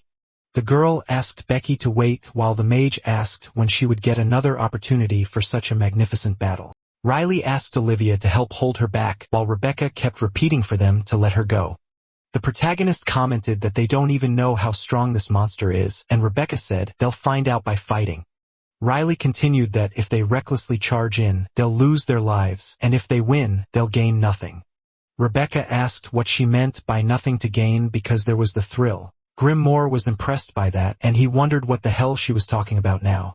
Rebecca continued that a fierce battle with a strong monster and hitting its weak spot with a critical blow is a feeling everyone loves, and she should know that. Grimoire said that no sane mage would challenge that monster unless they were a battle maniac like Becky. Riley agreed. Then another group approached, saying they were going to fight the strong statue. Riley commented that there are other battle maniacs like Rebecca, and Grimoire asked why everyone was like this. Rebecca shouted for them to let go because they were going to lose this chance. Then Riley got her attention and told her to look ahead. Rebecca turned around. She saw the mages casting spells to turn the statue to dust. One of them launched a magic sphere at it. The attack approached the statue, but it split apart right after. The mage wondered how it didn't move after taking his ultimate attack, but he was shocked a moment later. The statue's foot came down on them, and it took the man's life with a single stomp. Everyone ran in a panic from all this, but the statue readied its halberd. All 3 in the group were shocked. Rebecca asked how about they look for the golden golem. And Riley said that sounded like a good idea. Riley placed her hands on the ground, infusing her mana. She then analyzed the area, but she commented that it's very difficult to spread her mana and wondered if all dungeons were like this. Grimoire replied that this place was unusual. The ruins are among the most dangerous dungeons, which means the difficulty level is naturally high. But no matter how we looked at it, this was a bit of an overkill. There was all sorts of mana interference, perception obstruction, and even forgotten ancient spells camouflaged in here. Normally, using search magic would be impossible, but he wanted to know how long Riley thought she needed. The girl said at least 5 minutes, but she could finish in 3 if she was quick. For a mage, the restriction on mana dispersion is like being blindfolded. It's impossible not to get frustrated, but Riley was her usual self, unlike Rebecca, who was annoyed by the difficulty. So she asked if Olivia couldn't think of a good method since they needed to find the golden golem but couldn't use search magic. The girl said she was sorry and there was nothing useful in the ancient magic she knew. Rebecca questioned if she couldn't even use basic search magic. Even without combat experience, she should at least be useful with utility magic. Now she was completely useless, telling her to raise one of her hands and now use that hand to hit her head hard. Grim thought she was making her do that again. Olivia had an idea right after, asking if they could use Becky's clones just like she did in the first test. Grimoire thought he had heard about that, so Olivia asked what she thought. Grimoire thought it was a reasonable idea. If they explored the ruins with several clones, finding the golden golem would just be a matter of time, but that was only in theory. Rebecca sighed and formed a clone. Supposing she sent them all throughout the ruins as she suggested, they would collect a lot of information since their senses and vision were shared, and it would be like having surveillance crystals. But she knew what. This only works if the clones remain intact. Then she grabs the clone's neck, saying she can't avoid the dungeon's traps while managing dozens of clones, and that some will inevitably run into monsters. Managing clones consumes a huge amount of mana. If all the clones die and her mana runs out, they could encounter enemies. And now she should understand why you don't use clones for reconnaissance. So Rebecca sighs, even more annoyed. She asks if Riley has a better idea as she's already frustrated with Olivia, but the girl announces that she's finished. Suddenly, mana illuminates Rebecca's face. Riley's mana forms layers of a labyrinth in front of her, concentrating into a simple map of the dungeon. Rebecca asks what it is since it's not any search magic she knows. Riley insists that it is. Grimoire says it was worth modifying for half a year, and at this point it should be called a completely surprising spell. He then asks if Riley is good at naming things and if she wants to give it a try. Riley decides to call it the Riley-style Ultra Super Mega Search Bow. The group continues walking through the dungeon. Riley tells them to wait for a moment. Arrows fly toward them. Riley warns that it was a trap. Olivia asked how many times that has been, and Riley says it's the 30th. Rebecca then asked how she avoids traps so well, saying she's almost like someone from the Thieves' Guild. Riley asks if she's seen anyone from there recently, and Rebecca denies it, saying it was just a figure of speech. Grimoire thinks that other mages would have cast defensive spells each time or surrounded themselves with a constantly activated mana shield, but that would drain their mana. And if they encountered monsters in that state, they would surely meet a terrible end. Olivia screams when she sees the body on the floor, but Rebecca tells her not to make a scene since she has eyes too. Judging by the wound, it seems they were attacked by hound-type monsters and had their mana depleted after passing through a trap area. Thanks to Riley, they passed through the trapped areas without spending any mana, and she acknowledges her skills. Riley asks if she can't just say thank you, and Rebecca asks why she has to ruin the moment. Then Riley complains about everything she did. Rebecca says she was the one who called her a pathetic mage first, and Riley says it's true. So the other dares her to a fight. Olivia trembles with anger as they argue, shouting for them both to please stop. Rebecca turns toward her. Olivia asks why they're doing this in front of the lifeless bodies. But the mage grabs her hand and asks why she's getting involved unnecessarily too. Olivia questions if she doesn't feel sorry for them. Rebecca says this is why amateurs are frustrating, as there's a reason they can't touch those bodies. That shiny mucus is a hound's saliva. In other words, monster saliva. They have an excellent sense of smell and can track their own trails very well. Olivia says she's sorry, but Rebecca just tells her to be more cautious. Riley says she thought Rebecca would let her touch the hound's tracks. Rebecca asks if she's crazy since she values her life. Riley continues that she was ready to fight the giant, but the mage says that's different. Hounds are just useless trash. She only fights opponents on her level, and that's her belief. Just then, they come face to face with two mages. She says this is her first battle, and as expected, they need to be at least a mage for her to want to fight. But Olivia tells her to wait a minute since there was something behind the two mages. The two mages panic at this. One of them says she doesn't see anything and wants to know what the hell is attacking them. Then she's split in half and her colleague loses a hand. Olivia's mouth is covered by Rebecca, while Riley and Grim hide together. The protagonist says this test is cruel and watching it makes him want to vomit. Rebecca tells him not to puke, saying if he throws up, he'll lose his life. Riley then bets that Olivia will vomit first. Grimoire questions if Riley wants to try fighting this invisible chimera. Riley analyzes the monster that was there, watching it open its mouth, then she thinks a little more. She wonders if she should try since there's no one around to interfere. Besides, that monster had something. As it continues to eat, its body gradually becomes visible. The protagonist agrees and says it's about time to stretch a little. The girl breaks into a smile and tells Becky she can stop hiding now. She had said she wanted an exciting fight and now seems like the perfect opportunity. Rebecca looks at her surprised. Then she says that now she's speaking her language, standing in front of the monster that was sitting in the corner. Grimoire says they should go and Riley agrees, preparing a magic missile. The monster tries to advance toward them, but its mouth is hit by the magic. Riley says something is coming, then the mana begins to disperse from its mouth. Riley starts to form her mental search labyrinth and uses her dispel spell magic. The monster roars in anger before attacking them. Riley says it looks a bit pathetic. Grimoire asks what's pathetic about it, wondering if it's because its desperate attack was blocked by a simple dispel. Riley says that people say you shouldn't bother a dog while it's eating. Rebecca then calls out to Riley saying she's very good and impressive for a kid. There's no hesitation in her movements. The monster then eats a clone of Rebecca. But in reality, she rises above it, warning that it's still far from her level. Riley asks if she really had to add such a childish comment. The monster opens its mouth to attack Rebecca once more, but the girl dodges, asking if it can't even handle this. And if its eyes work properly, since its body is in pieces, the creature gets more irritated, and Riley wonders if they should finish this now. She then calls for Becky at her side. Both prepare magic spheres in their hands, launching them toward the creature right after. The monster starts to panic until it's pierced by the magic missiles. Rebecca says that was too easy. While Olivia trembles in fear, she tells her to get up since it's over and shouts once more for her to listen.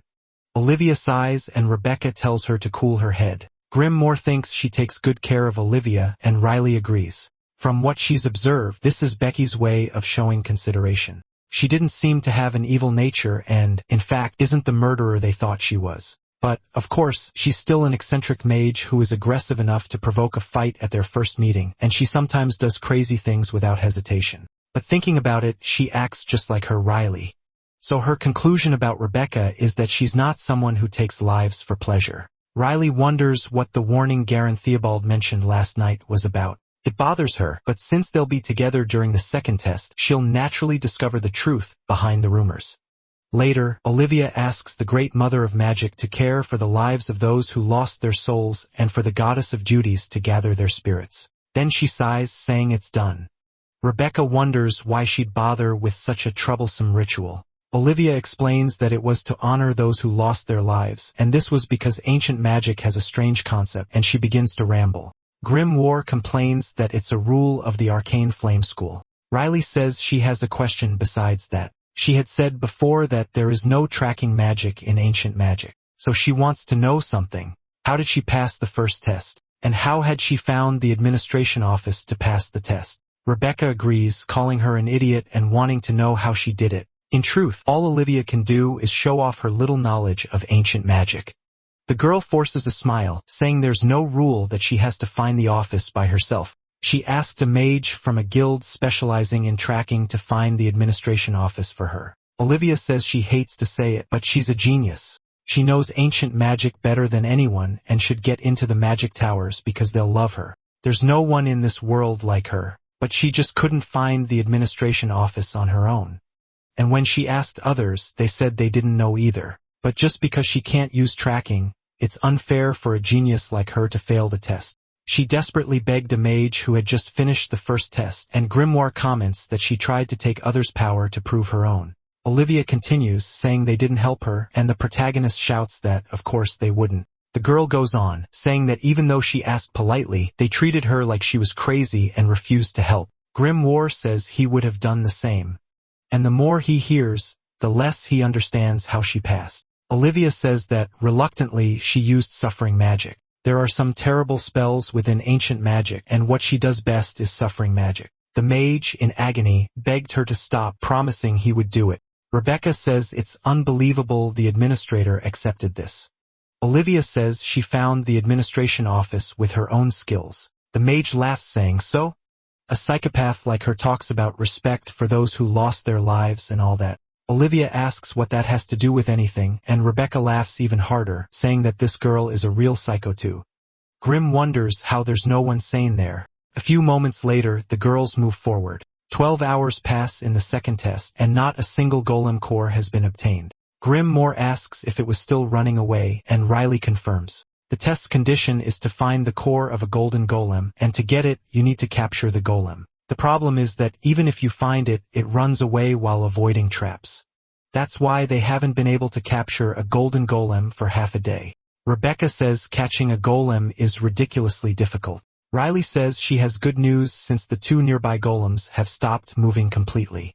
Two mages say they finally got the golden golem core while thinking that Garen did it practically by himself, the living legend of magic. The one who kept hundreds of demons at bay in the Hallspart Mountains, and it's a blessing they teamed up. But it was pointless to think about such things, and he calls out to Theobald. Now that they found the golden core, they should take a break.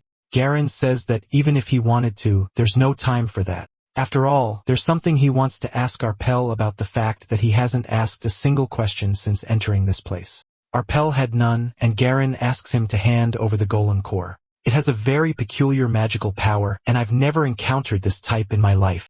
Besides, it was probably specially made by the 5 Great Towers for this test. But he wants to know why they spent half a day searching for a core with such strong magical power. Even though all the ruins are covered in magical interference, it makes no sense that they couldn't detect such a unique magical power. And Arpel says, strange. Arpel Stingwood is a skilled mage who reached the upper middle level at 29. As the second son of the family, he has always followed an elitist path. It makes no sense that he couldn't detect such a strong magical power, especially when even Theobald had trouble tracking the core's magic. Garen says it was just one of the intentional tricks from the 5 Great Magic Towers and that he should look at this. Telling him to look at the dragon skin on the core, and judging by the engravings, it seemed to have been enchanted. Dragon skin has excellent anti-magic properties, making it undetectable by most magical detection. That's why they had difficulty. Arpel says that's impossible and questions why the 5 Great Magic Towers would use such a precious skin just for a selection test. Garen asks if he doesn't understand what this test means in the world of magic, and the young man laughs. But the old man continues, saying he has one more question anyway. As he knows, there are 42 candidates waiting in these ruins. He doesn't know how many are left. But since they all passed the first test, they must be skilled. But now that the core hidden by the dragon skin has been exposed, he wants to know what will happen. Arpel says it means they're going to be attacked. Garen says that from the beginning, this test wasn't about finding the cores. As he speaks, several mages gather around them. The team that finds the golem first will be relatively skilled. But the moment that team removes the core, Arpel says it's many against one, and it's part of the 5 Towers plan. But he wonders if they'll flee or fight, and what several teams facing one enemy will do, and whether they'll unite or compete against each other. But then he notices something strange, asking why he removed the golem's core if he knew this. He could have just left the body and core until the test was over. Garen says that since they're going to fight eventually, it would be better to finish them all at once.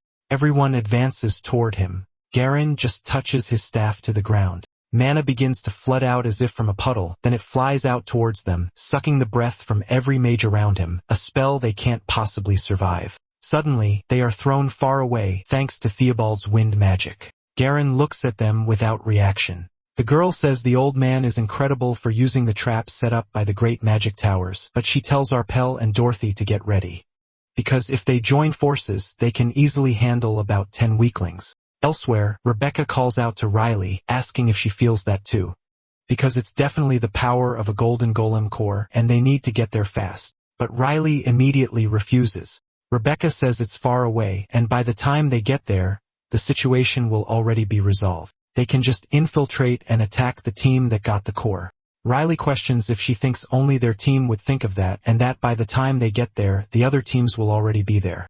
Rebecca says that's what they should do because if they don't hurry there, Riley says that while everyone's attention is focused there, they'll just grab the other golden golem core since there's another golem in this area. Rebecca says if they do that, Riley asks if she's ever regretted following her advice. So the mage decides to go anyway. Grimoire thinks that the other candidates aren't as good at tracking as Riley unless they have a high magical affinity to break through the magical interference.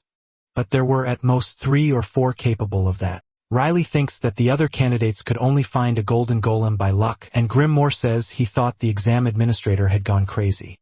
But at that moment, the core that had been silent all this time suddenly began to emanate a powerful energy, and naturally, all the candidates run until an explosion can be heard in the distance. Grimoire says the chaos has begun to unfold, and it must be one of the candidates prepared by the 5 great magic towers to force the others to fight. Riley remains silent at this, wondering if someone could have done this on purpose. Riley thinks that if someone amplified the core's magic to reduce the number of competitors, then it could mean something. And so the two look at each other. Grimoire wonders who would be crazy enough to do that, and Riley says no one. Garen thinks his ears are itching. The group continues walking without stopping. Rebecca complains that while some are probably fighting, they are just walking around peacefully, and she's bored out of her mind. Olivia tells her to hang in there a little longer as they'll find it soon. The mage then thinks of something, asking why Olivia chose ancient magic out of all the branches. Olivia wants to know why the sudden question, and Rebecca tells her to talk about something to cure her boredom. Ancient magic is practically the most unpopular branch and has no practical use, so other mages look down on it. Olivia considers the answer for a few seconds. Riley says that Becky is also part of the illusion branch of the Dolores school, and Rebecca says their situations are the same. She can handle other basic magic, but Olivia only knows ancient magic, which makes her a somewhat flawed mage. Grimoire thinks that's true, and Olivia was totally focused on ancient magic. As a result, she couldn't even properly use basic mana detection. Rebecca says there must be a reason for her to focus only on ancient magic, neglecting other branches. Olivia says she simply thought the stories she heard as a child were really cool. The legends about the great forgotten mages, Nirov of the Sky, Sage Mortem, and so on. Becky must know that the great forgotten archmages are incredible, and she must have read those stories too. In the story Tale of the Knife, moving a mountain with magic, or splitting the sea in two, Rebecca says that's just a fairy tale. Olivia wonders about that. Rebecca tells her to be serious because even if the Archmage Marta Farhirik were reincarnated, that wouldn't be possible. Olivia says it's not just fairy tales and that it really happened because there are historical records and academic materials. But Rebecca asks why no one at her school has ever done it. If what she says is true, she should be able to prove it with ancient magic and no one would look down on her. So Olivia says if they just continue their research a little longer, but the mage keeps saying she's just genuinely worried about her, the path of magic, a path others want to walk but can't, and you're going to waste it researching fairy tale illusions. She asks if there's anything more to that ridiculous suffering magic, and Olivia apologizes for it. Rebecca tells her to just face reality since she used to be just like her. There was a time when she thought that if she mastered illusion magic, she would become strong. She looks to the side with regret. She tells her not to take it too seriously for her own good. Olivia thanks her for the advice. A few moments later, the group continues on their way. Riley then calls out to Grimoire. She wants to know if he's aware of it or not. She wants to know who was right, if the ancient magic from fairy tales really existed. Grimoire explains that Olivia is right and ancient magic did exist. With a single spell, mountains were erased, seas were parted in two, and entire enemy armies were annihilated. These feats, achieved by him and his disciples, turned into legends that are now dismissed as fairy tales. Riley wonders that if these things really happened, why did people forget about them? Grimoire explains it's the frightening power of time, something she should have learned about at the academy since magic is deeply related to the flow of history. Time passes for hundreds of years and then hundreds more. A long time ago, the Age of Wars came to an end. The empire supported by powerful archmages unified the continent. Then the emperor who unified the continent named the nation the Rita's Empire and declared peace across the land. But at the same time, destructive firepower lost its usefulness. Riley says it's because war mages aren't needed in times of peace. Grimoire agrees, explaining that the empire sent mages to research labs because it was better to study magical engineering to improve people's lives. Dealing with the dungeons that were neglected during the war was also important, so to conquer them efficiently, new magic had to be developed. Magic with great firepower was excellent for annihilating enemies. But if you use that kind of magic in a dungeon, the ceiling will collapse and everyone will die just as it had happened in his past. Riley looks down, a little tense. He continues that, for the sake of safety and efficiency, magic changed. Pathfinding magic was developed to help with dungeon conquest. Meanwhile, powerful magic with a limited destructive range and high precision became dominant, and that's how the modern magic system developed. On the other hand, magic with great firepower lost its usefulness and became ancient magic. To put it mildly, it's traditional and outdated. As the empire stabilized, some people became interested in ancient magic, but the gap in history had already grown too large. Legends became myths, myths became fairy tales, and fairy tales became illusions. No one remembers the legends that truly existed. Riley asks if he still remembers how to use ancient magic. Grimoire confirms he does, but it has no use anymore. The girl clutches the notebook to her chest, saying she has to learn. Grimoire questions her reaction as ancient magic has had no use since the war ended. Riley thinks that if a war were to break out again, ancient magic would become useful once more. He says she can't just learn it. For an effective invocation, she'd need to study ancient runes and memorize various incantations. On top of that, she would have to transform the circuits engraved on her body and restart everything she's worked on so far. Naturally, she wouldn't be able to use the magic she has learned and would have to reset her greatest strength, her mana affinity, back to 0. Riley says she doesn't like the sound of that. It seems she'll have to learn ancient magic in her next life. Grimoire smiles at her then, thinking that's if there even is a next life. Sometime later, a group is sitting down. A golden golem is tied up in fishing lines. Rebecca says it's good they finally found it, but Riley points out there's another team. Grimoire says that judging by their weary looks, the operation must have been very difficult. Rebecca notes that those guys subdued the golem but didn't take out its core. The creature keeps grunting non-stop. The mage says he'll make it quiet down. Riley wonders why they went to the trouble of capturing a golem alive when they could have just killed it and taken the core, and Grimoire wonders the same thing. Then he notices something. He says that it's dragon skin. Riley realizes that's why the core's magical power is weak, and Grimoire says he now understands. The moment they remove the core, it will reveal its presence. Riley thinks that others will sense the power and rush over, so they captured the golem before the test ended. He says they're really clever, but she needs to be careful with them since considering they didn't fall for any traps on the way, they're quite skilled. A few moments later, Rebecca summarizes that they're strong, so they should be careful when fighting them. Riley agrees since that's basically the gist of it. Rebecca says she's going to fight strong guys, something she's always done. So she moves to the front of the group, shouting for them to come at her all at once. That group is surprised by the sudden intrusion. Rebecca prepares her magic missile. The man steps in front of his group. The mage laughs hysterically, magic in her hands. But the man falls to the ground and surrenders. Rebecca is perplexed and asks if he's kidding, telling him they should hurry up and fight. His two subordinates want to know what he's doing. The guild leader shouts at them to shut up and lower their heads. They all lower their heads without even arguing. Rebecca wants to know why they surrendered without even fighting if they're supposed to be strong. Riley wonders if it could be because of Becky since her fame is well known in the Maximum world, and they might have surrendered after seeing her face. The man continues to beg for them to spare him. Please, then he shouts Olivia's name. He says they'll surrender willingly, but please, she mustn't use suffering magic.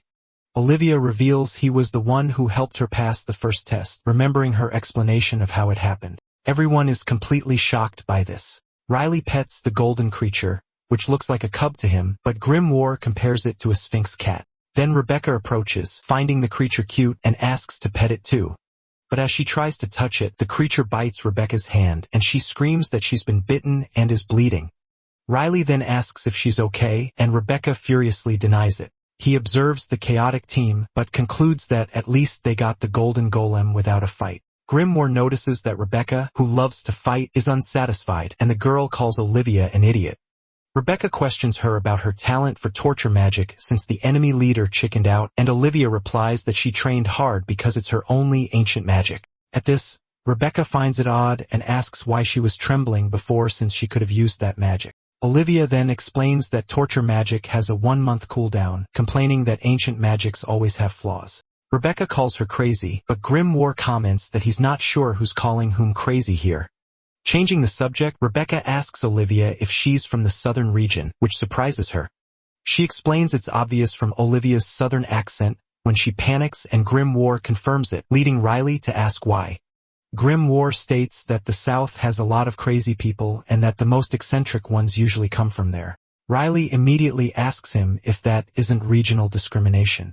Grimoire defends himself, saying it's data from thousands of years, but Riley glares at him, disappointed by his morally wrong statements. Grimoire asks since when he cares about morals, while Riley just finds the situation interesting. Suddenly, Rebecca announces she's also from the South. Olivia celebrates the fact they're from the same place, while Riley and Grim watch from the background. At this, Riley comments that the southern region has a lot of crazies, and Grimoire scolds him for repeating the very thing he had criticized. He pretends not to remember, and Grimoire calls him shameless, sarcastically mentioning fairy tales like Pinocchio. Riley first confirms the story, but then reveals it's a joke, leaving Grimoire shocked that he believed something made up. He then reveals that the only tales he read as a child were about thieves, which confuses Grimoire. Riley explains that his uncle Robert wrote the tales for him, and Grimoire asks who this uncle is. The mention of the name brings back a memory for Riley. He remembers a figure amidst the flames screaming for him to run. Riley says his uncle was from a thieves' guild and that the stories taught selfish lessons, making Grimoire understand why he is the way he is. 20 hours pass inside the ruins, and the group looks exhausted with only 4 hours left until the test ends. Riley checks a panel and reports that no other candidates are approaching their location. Yawning, Riley comments on the long day, and Grimoire agrees they just need to hang on a little longer. With 4 hours left, Grimoire believes the tedious test will soon be over and that they'll pass without any problems. But suddenly, Grimoire and Riley go on alert. Just then, a powerful spell is launched in their direction, and the attack rushes swiftly down the corridor. Riley then focuses energy in his hand. He casts a dispel spell against the enemy magic. Thus, he completes his earlier thought, saying they would have passed if it weren't for those attackers. Rebecca and Olivia look at the scene, not understanding what happened. Next, Rebecca asks him why he didn't warn them someone was coming. He replies that his tracking magic didn't detect any presence. But Rebecca finds this ridiculous and asks how it's possible he didn't detect them. His affinity with mana is unparalleled, even allowing him to identify traps from the 5 great magic towers. Moreover, he can use his tracking even in ruins with strong mana interference. Grimoire notes that Rebecca knows this, which is why the situation makes no sense to her. So he supposes this would only be possible if the enemies were using something like dragon skin. At that moment, 3 hooded figures appear, and Grimoire realizes his assumption was correct. Grimoire faces the hooded figures and comments that they're not holding back. Riley then deduces that since they have the item, they must already have a golem and questions why they would be attacked. Grimoire admits he doesn't know the answer, stating he only has uncertain hypotheses for now. But he concludes that one thing is certain: the enemies are dangerous. Furthermore, the enemy's concentration, speed, and precision in magic overwhelmingly surpass Riley's level. Riley then asks Grimoire if he can feel it too, as the mana seems familiar to him. Grimoire confirms but adds that his hypothesis about it is quite sinister. He begins to explain that the person who attacked them is the same one now manipulating 2 different mana spheres. The 2 then face off, each preparing their own spell. Suddenly, thin beams of mana cross the entire room. Grimoire identifies the technique as reconnaissance magic. He explains it's a subtle battle to gauge the opponent's level as mana holds its user's signature. Mana forms a unique wavelength. For a mage who seeks speed like Riley, it flows quickly. For a mage focused on destruction like Rebecca, mana manifests violently. And for a mage like Olivia who seeks precision, mana manifests in a clean and orderly way.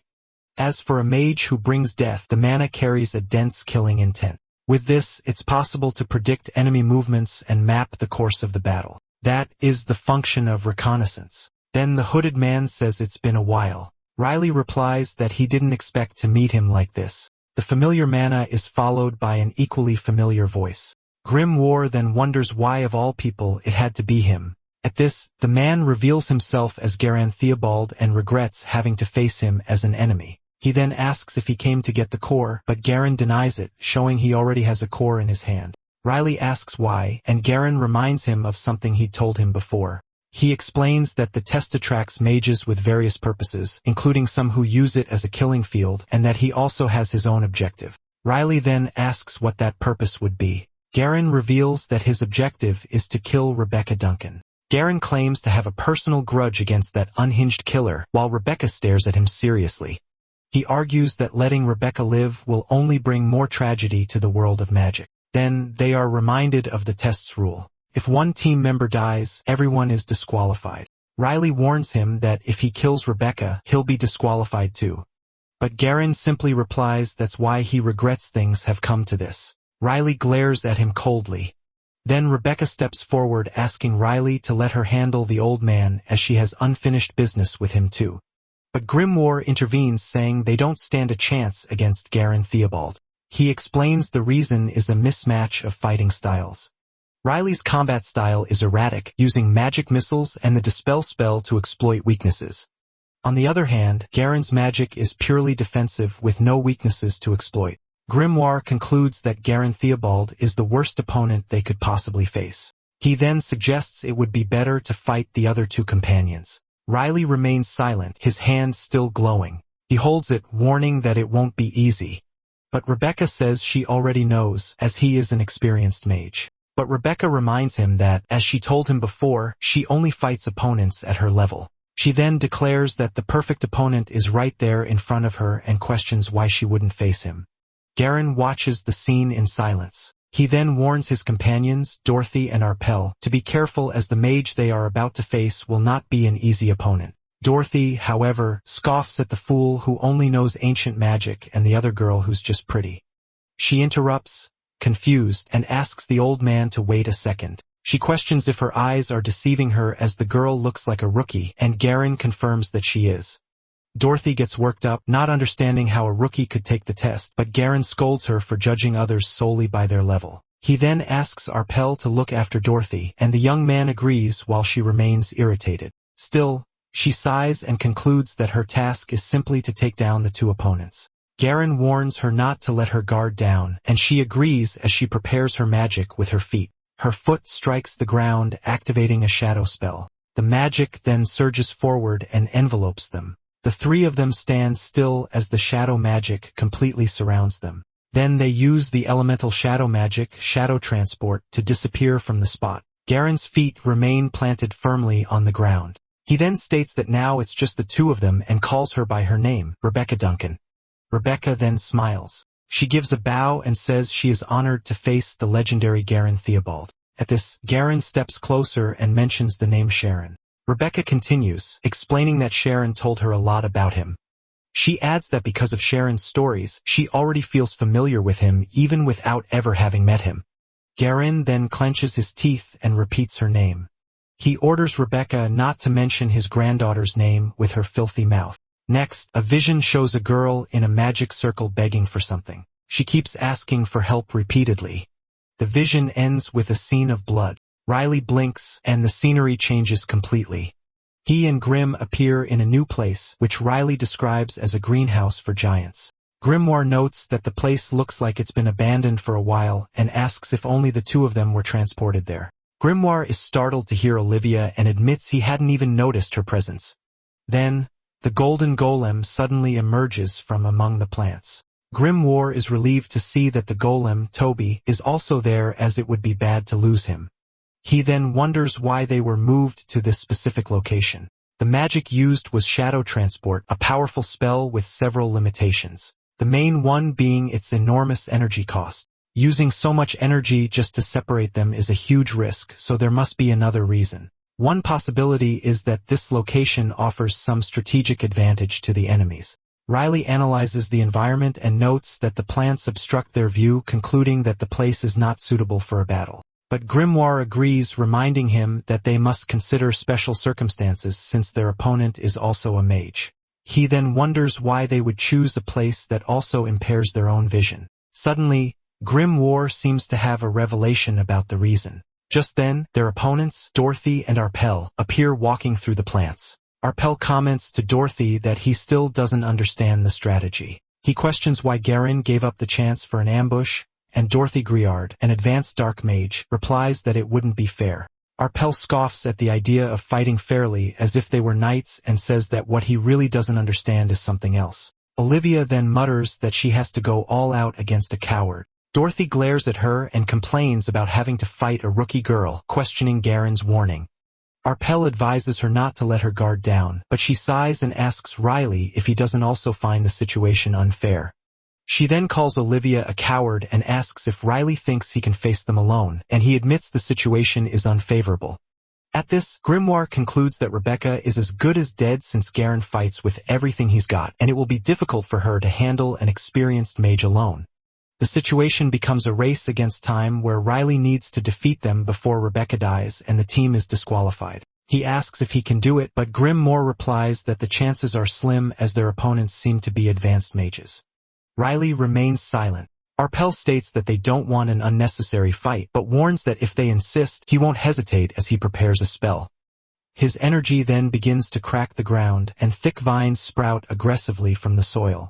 Suddenly, carnivorous plants attack them, and Arpel declares that just as the old man warned, they're not going to go easy on them. Riley understands that was the reason they were transported to the garden. Then, Arpel Stingwood reveals himself to be an advanced earth mage. He explains that he inherited his vision magic from the great sorcerer, Cromwell Stingwood. Riley recognizes the name as a shadow rushes toward him. A foot then stomps on the ground, activating a shadow magic. He turns around in surprise. Just then, he is thrown back by an explosion. As he falls, he realizes there are enemies everywhere, above and below. Then he lands hard on the ground as vines are controlled from a distance. Dorothy comments that fighting a low-level mage hurts their pride. She then warns him that playtime is over and advises him to give up now. Grimoire remarks on the enemy's combination of carnivorous plants and shadows. Riley then asks Grimoire what he thinks of the situation. He asks if Grimoire thinks they can beat them. The battle is a major disadvantage, with Riley facing two advanced mages on terrain that favors them. However, Grimoire, with his vast experience, claims that victory is possible. Grimoire quotes a book from his homeland that says, "When you know the enemy, you need not fear the result of 100 battles." Then he asks Riley which target is the priority, and he points to the man controlling the plants. Riley explains that since he's the main figure, if his plants disappear, the shadows the woman controls will also vanish. Grimoire proudly celebrates Riley's exact answer. He details how dangerous the man is, capable of using vines, poisonous mushrooms, and carnivorous plants to attack. But Grimoire raises a finger and poses a new question. He asks who taught plant magic to the great sorcerer Cromwell Stingwood. At that moment, the 5 great sorcerers are shown in a montage. Ian, Cedrian, Cromwell, Dimitri, and Martha. In a memory, Grimoire tells Riley they were considered talented geniuses, extremely passionate about magic. He, however, scoffs at the idea of them being geniuses and calls them a bunch of fools. But he admits their perseverance was unmatched. Back in the present, Riley says he's heard these stories countless times, and Grimoire replies that he should know then. About Cromwell Stingwood, a memory shows him asking the young mage what he likes. The young man is surprised by the sudden question. Then, Cromwell shows a small pot and excitedly declares that he likes plants. In the memory, Cromwell tells Grimoire he loves taking care of plants, and he just agrees. Then, Grimoire gets an idea. Back in the present, he suggests a type of magic and concludes that he knows enough about their opponent. Dorothy notices the smile and assumes they've already made a decision. At that, she demands the boy make a choice, fight or surrender. Riley then calls out to Grimoire and mentions a fairy tale that stuck with him about a con artist named Amy.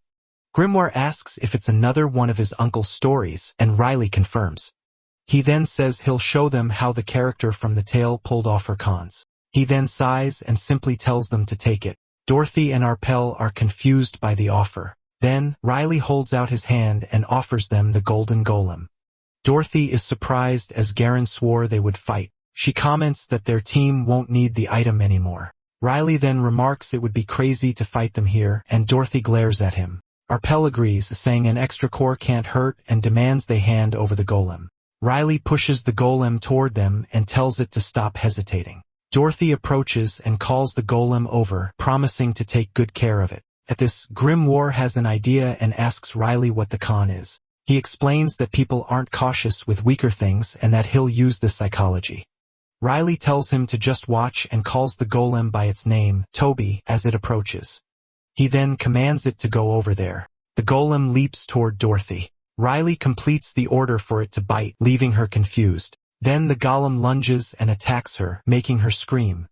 The creature bites Dorothy's face, who screams in pain. Arpel shouts for her as the girl cries. Taking advantage of the distraction, Riley quickly casts a spell. He fires a magic missile toward Dorothy. Arpel reacts as he sees the attack coming toward them. He then conjures a mana shield to protect her. Grimoire questions the use of just a mana shield while Riley prepares his next move. Arpel claims he's being underestimated, but the magic missile immediately starts to crack his mana shield. Then Riley activates his dispel magic. The magic shatters the shield completely, and Arpel gets frustrated with the failed defense. At that moment, he shoves Dorothy aside at the last second, pushing her out of the attack's path. Grimoire praises Arpel's good reflexes. Dorothy falls to the ground, wounded, and angrily questions his way of fighting. But Riley retorts sarcastically, asking if they're knights and why he should care about being fair. He holds her down on the ground and reminds her that she gave him the option to fight or surrender. Facing Arpel, Riley then declares that he chooses to fight. Furthermore, he states that he will win as Dorothy grits her teeth. In the background, Olivia watches the scene hidden among the plants. He then challenges them to attack him, calling them pathetic worms. Meanwhile, the fight between Rebecca Duncan and Garen Theobald continues elsewhere. Garen repeats his order for Rebecca not to mention his granddaughter's name, but Rebecca provokes him, finding the order a bit harsh and questioning if it's because of her murderer nickname. Then Rebecca grabs him and declares that she doesn't care about others' opinions, but he has no right to insult her.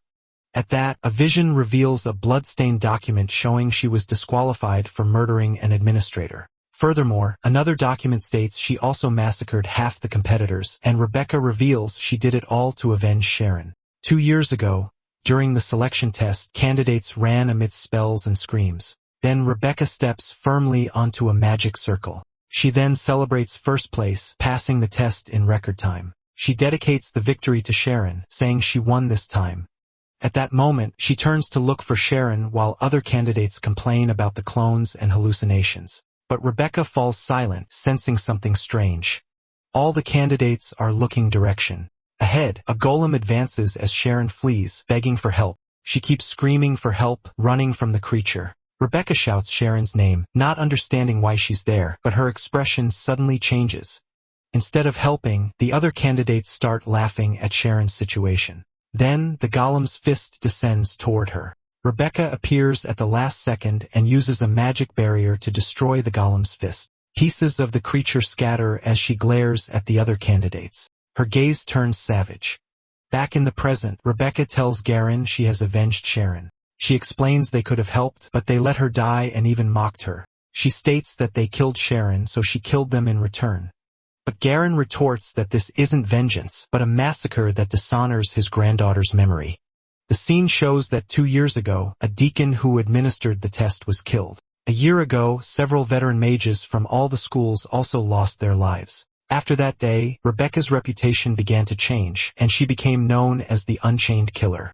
Garen then accuses her of harming Sharon's honor, claiming his granddaughter is now blamed for creating a murderer. With that, he declares his intention for today. He will kill her himself to restore his granddaughter's honor. She then questions him, asking if honor is the only thing that matters to him. Rebecca points out that his granddaughter is dead, yet he's only worried about her honor. Finally, she concludes that he just doesn't seem to get it. At that, Garen attacks with rocks falling from the sky. Rebecca's clone is then crushed by the blow. Its remains are scattered on the ground. Then, the fake body dissolves into particles. Garen realizes he's been fighting a clone the whole time. He remembers the real Rebecca saying he couldn't insult her. Then, he calls the trick petty and prepares a light spell. Garen fires a beam to find his true opponent. His spell reveals her location, and he confirms that he sees her. Rebecca smirks, and Garen's eye widens. He then realizes she's right behind him, a dagger already in her hand. He tries to raise a defense, but Rebecca strikes with the dagger before he can react, and the weapon pierces Garen Theobald's shoulder. Finally, she pulls the dagger out with a smile. Blood spurts from the wound as Rebecca stares him down. Then Garen falls to his knees, questioning how she reached him so quickly. The world around him distorts, and time seems to slow down. He then recalls experiencing this countless times on the battlefield. It's the feeling of death, and he finally collapses to the ground. But Garen awakens from the vision, his head snapping up. Rebecca then approaches him and calls him old man. She holds him and expresses her disappointment that he was slower than Riley to escape the hallucination. She reveals that Riley managed it in 1 second while he took 2. Then Rebecca smiles and prepares for the final question. Finally, she grabs his face and asks if he just saw his own death. Her question about him seeing his own death echoes through the area. At that, Garen's heart races as he stares at her. He relives the image of her smiling after the attack, and then he sees himself on the ground completely defeated. But Garen tightens his grip on his staff. He then brings a hand to his collar. Garen then smirks and calls her trick pathetic. Rebecca laughs and says her trick isn't as pathetic as the trap he set. Furthermore, she accuses him of creating this battlefield on purpose. She continues, stating it was all done to lure her in. Rebecca then glares at him for a moment. Then she says he knew she'd show up if there was a big fight. That's why he intentionally exposed the core's energy. Garen confirms the accusation as he knows there's no mage more eager for a fight than her. She sighs and confesses she wanted to go, but Riley stopped her. Garen says that since she didn't show up, he came looking for her himself. Then he points his staff directly at her neck and calls her the rampaging killer, Rebecca Duncan. But Rebecca catches the tip of the staff with her hand. At that, she begins to applaud slowly. She praises him for fighting and killing dozens just to find her. The scene shows his victims screaming in terror. Rebecca then grabs him and accuses him of contradicting himself by calling her a killer. Garen bites his lip in silence for a moment. He remembers her asking if he saw his own death and steps back. But he claims that contrary to what she expected, the death he saw was hers, and now he's going to show it to her. She watches him as an aura forms around them. Finally, Rebecca closes her eyes and remarks that this reminds her of what her mother used to say. She remembers her mother saying that herbalists die falling from cliffs to gather herbs. Also, swordsmen die by the sword and alchemists from accidents with forbidden elixirs. At that, she explains that a mage dies while using magic, so he should show her the death he saw. Her mother then wished for Becky to have an end worthy of a mage. Rebecca then holds out her hand and says she's looking forward to it to make her 27 years as a mage worthwhile. Then their auras collide and the fight resumes. Their hands meet in a clash of energy. Garen glares at her with determination.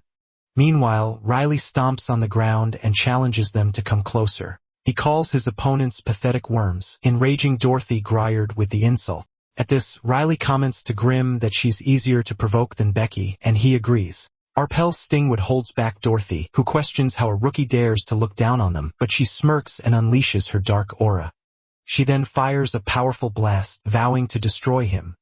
Grimoire warns that composure is one of a mage's most basic virtues. Then her attack collides with Riley's magic, who knows that emotional magic is predictable. At that, Riley charges forward. Dorothy and Arpel react in surprise, and he tells her to calm down. Grimoire then observes the scene and states that they've already won. A carnivorous plant bites one of the shadow tentacles. Riley then dodges the blow amidst the energy blast. He keeps moving forward, cutting through Arpel's vines along the way, but a vine ensnares him, causing him to flip in mid-air. He's left hanging upside down. Meanwhile, Dorothy yells for Arpel to get it together as the plant is attacking them. Grimoire respects him for inheriting Cromwell's magic, but he laments that plant magic hasn't progressed in 300 years, concluding they'll never win with something so outdated. He then analyzes that Dorothy is already low on energy due to the shadow transport and her previous blood loss. Because of this, Dorothy is exhausted. Her shadow plants are slower, and she screams for the attack to just hit her already. Grimoire concludes they only need to worry about the green-haired boy and that victory is certain at this rate. But Riley looks back and realizes the situation isn't good as they don't have enough time. He knows that even if they defeat these two, it will still be their loss if they can't help Rebecca in time. Therefore, they decide they need to take a risk to ensure victory. Grimoire then asks Riley if he can sever the link between a mage and their summon, and he confirms he can. At that, Riley launches himself into the midst of the energy blast. He steps on one of the plant's vines and uses the momentum to leap higher. Olivia watches the scene. Dorothy and Arpel look up, not understanding what's happening. Olivia then wonders how it's possible for a mage to move like that as he charges forward. Riley continues his advance through the plants. He gets closer and closer to his target. His magic guides him along the way. Grimoire explains that to sever the link between the mage and the summon, you just need to hit the mage directly. Riley lands the blow. With that, Arpel is knocked out. Dorothy faints too. Then both opponents fall to the ground, defeated. Riley feels dizzy from the effort, and Grimoire asks if he's okay. That was a moment of intense and extraordinary concentration. He used his magic to move at high speed. Grimoire then comments that a moment like that would leave him exhausted, and Riley agrees. Hidden. Olivia watches the scene. Riley then starts muttering to himself and walks toward his companion. He comments that Olivia seems to be fine too. He also notices she only has a few scratches and is surprised she stayed safe. But the golem Toby appears whimpering at his feet and he stops walking. Finally, Riley and Grim look at the small golden creature. Grimoire notices the golem has been pierced as if attacked by the plant. Riley kneels beside the fallen creature. He then touches the exposed core in the wound and the creature cries out. With that, the golem falls silent. Then Riley holds the core in his hand. He puts the core away and states that it's not too late to help Becky. Their battle may be over, but the main fight hasn't ended yet. Grimoire says he's already located her, and that they need to hurry to help in the fight against Garan Theobald, but the locating spell begins to fail. Suddenly, the spell breaks apart into particles. Then, a voice says, "That's enough." Riley and Grim look up in silence. At that moment, Garan Theobald appears before them. He then announces that Rebecca Duncan is dead. Furthermore, he declares that their test is over. Riley realizes that Becky's energy, which he had clearly felt, has vanished. But Grimoire corrects him, stating he can still feel it, but her energy is very weak. He continues, explaining that with her energy so faint, she must be dead, and the team will be disqualified. With that, Riley concludes that he's disqualified. Garin then explains that Rebecca Duncan committed an unpardonable atrocity and needed to pay with her life. So Riley asks him if he lost a family member because of her, but Garin replies that he lost something much more important than that. He then reveals that he lost his honor. Riley remains silent for a moment. Then he accuses him of being a huge hypocrite, Mr. Theobald. He recalls that Garin despised those who used the test as a legal means for murder or just as a pastime. Moreover, Riley points out that he himself used the selection test for his personal revenge, acting exactly like those he hates. At this, Garin sighs and apologizes, stating he has nothing more to say. Riley looks down at the ground. Finally, he says the situation is very disappointing and that he's also a little angry. Then an aura of energy explodes around Riley. At this, Garan Theobald reacts with surprise. He then questions if he's trying to fight. But Riley confirms and Garin asks why since the test is already over. Riley then replies that it's because he killed Becky, Mr. Theobald.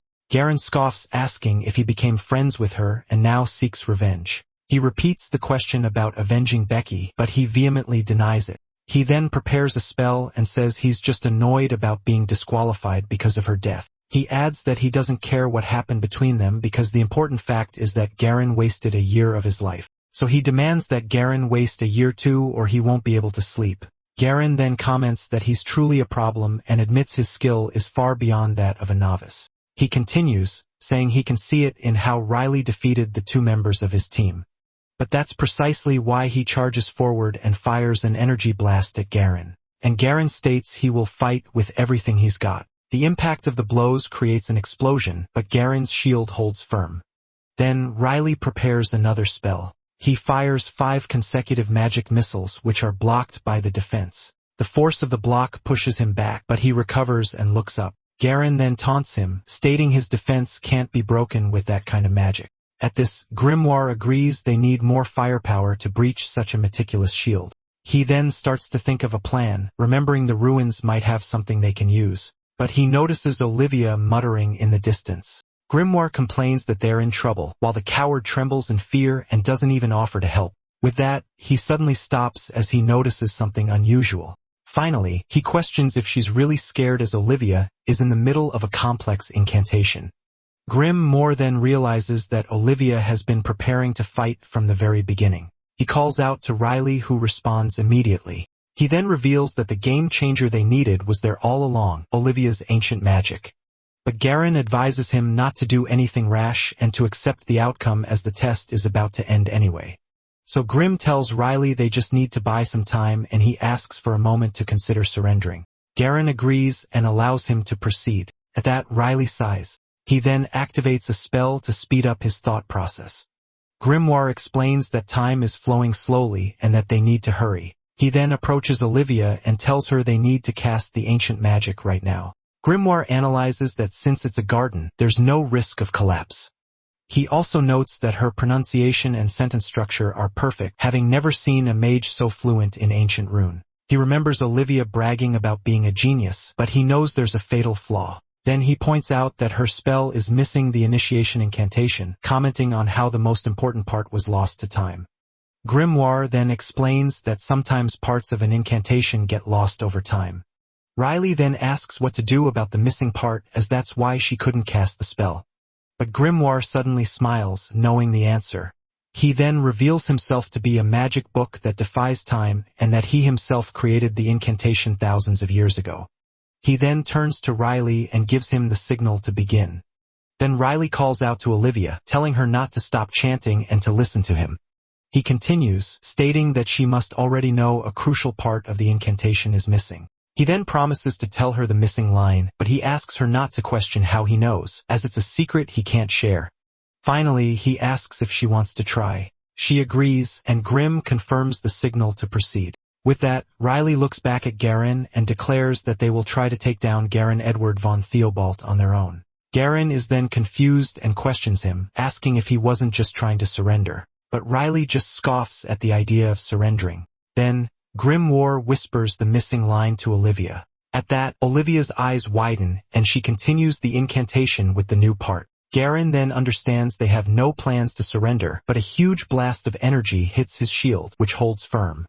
Furthermore, the ground around Garen's shield begins to tremble, and a giant flower violently bursts from the ground. He then looks at the scene, not understanding what is happening. Then, a wave of energy strong enough to shake the ruins hits him, and he questions what they are trying to do.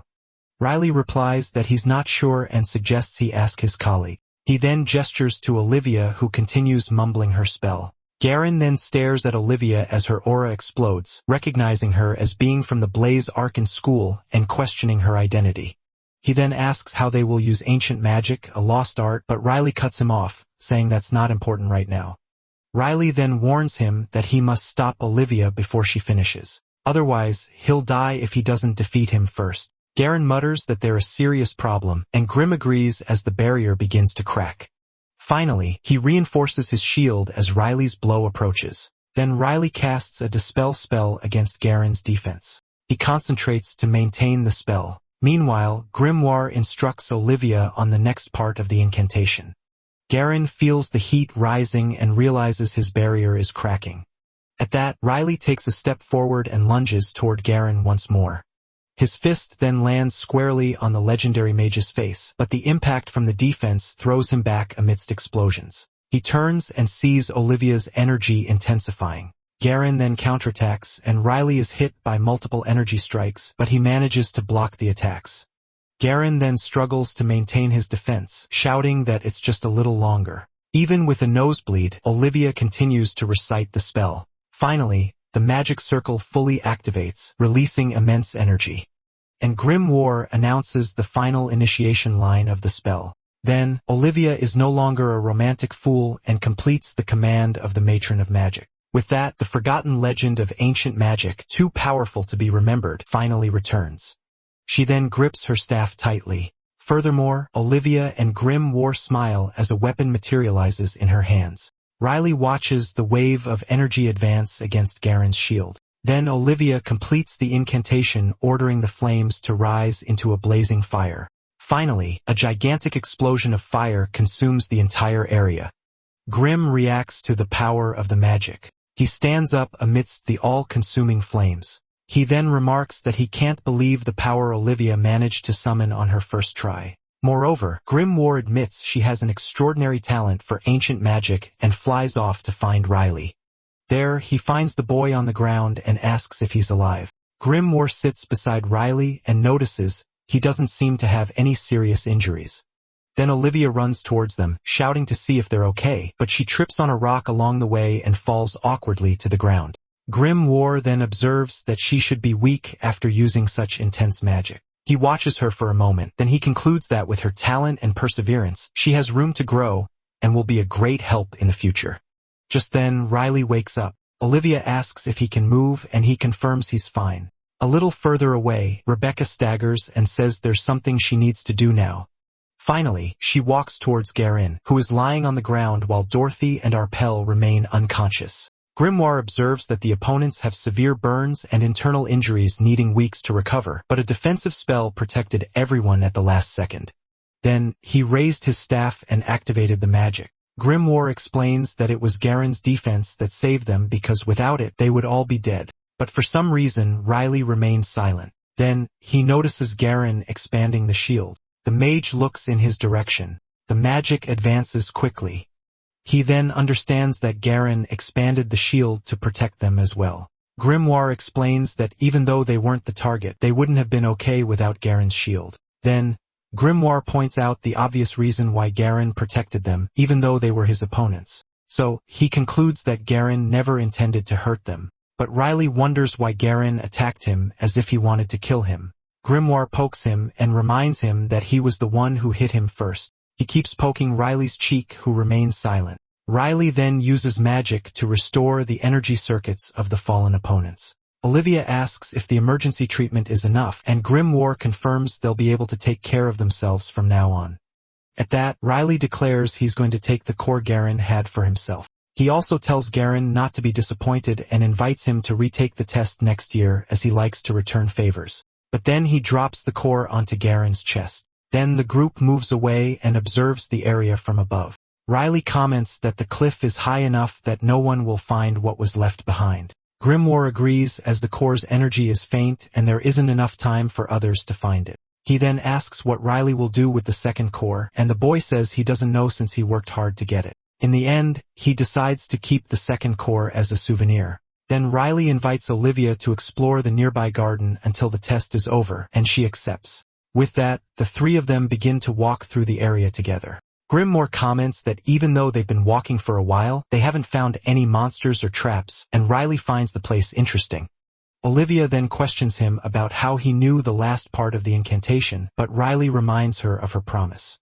She remembers and gives up, leading Grimoire to comment on how easy she is to deal with, but Olivia remains silent for a moment. Olivia then calls out to Riley and asks if Becky is really dead. He remains silent as Olivia waits for an answer.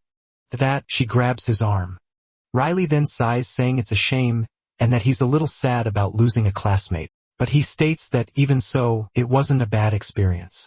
Despite the outcome, they gained valuable experience with real combat and crisis situations. Grimoire then says that a 1-year delay isn't a problem as they can retake the test and enter the Arantes Mage Tower. Besides, the ultimate goal is to get revenge on the swindler who pretended to be his disciple's disciple. Riley then identifies Jan Arentz, the Tower Master who stole the level of immortality that Martha Pergeric dreamed of. But he corrects himself, revealing that the level of immortality was his dream, and he asked Martha to achieve it for him. Grimoire explains that if a signatory never died, he could study magic forever without needing to teach a new mage. That way, he could also find the one responsible for turning him into a book faster. He then says he conducted countless experiments to achieve immortality, and the spell is the result of years of research with his disciples. Riley smiles and says that's one more reason to get revenge on John Arantes since he tricked his disciples. In the end, they agree to do their best together as 1 more year of training won't be a big problem. Just then, Riley agrees with him, but they hear a sound coming from the bushes. He then says they can take their time, but a blue drop falls on his head. They look up and see Rebecca hanging upside down. Finally, she yells at them to hurry up and get her down. Surprised, Grimoire and Olivia watch as Riley calls out her name. She then asks why they're alive, but Riley scolds her for talking nonsense. Rebecca explains that Garin Theobald claimed to kill them, concluding that he obviously lied. Then, a shot of Garin Theobald's face is shown. Riley realizes Garin's lie was meant to make them give up on the test. Grimoire then understands why he also thought Rebecca was dead. She reveals that the dragon leather concealed her energy and asks to be let down before she gets dizzy. A blue energy dissipates into the air. Now free, Rebecca praises the speed of Riley's dispel and questions him about his skill. She complains that she couldn't break free herself and swears she's going to kill that old man. Riley replies that it's the result hard work, but Rebecca insists it just looks like talent. However, Grimoire and Riley notice something is strange about her. They realize Rebecca has no serious injuries, as if she never fought Garen at all. Rebecca accepts that Garen lied, but says she still has something to ask. Riley questions her directly, asking why Garen Theobald let her go. Rebecca is silent for a moment. Then she answers that he said he wouldn't stoop to killing her, so he forgave her. But he also told her to give up the test as penance. Riley and Grimoire remain silent. Riley concludes that she isn't telling the truth, and Grimoire agrees it's impossible for Garen to forgive her for such a ridiculous reason. He explains that a simple grudge wouldn't be enough to create that violent energy. Furthermore, Grimoire states that Rebecca definitely left a scar on him that can only be erased by her death, and yet here she is. So Rebecca is alive and well, but she's lying about how she survived. Grimoire corrects him, saying that to be exact, she just doesn't want to tell them the reason right now. He suggests it might be because the top 5 from the Mage's Tower are watching the selection test. Grimoire decides to drop the subject, and Riley agrees that the important thing is that Rebecca is alive. Rebecca then assumes that since they're all okay, they gave up on the test, and the old man told them to hand over the core. At this, Olivia looks at Riley, while Rebecca laments having to take the test a 4th time, and the mage with glasses celebrates sarcastically.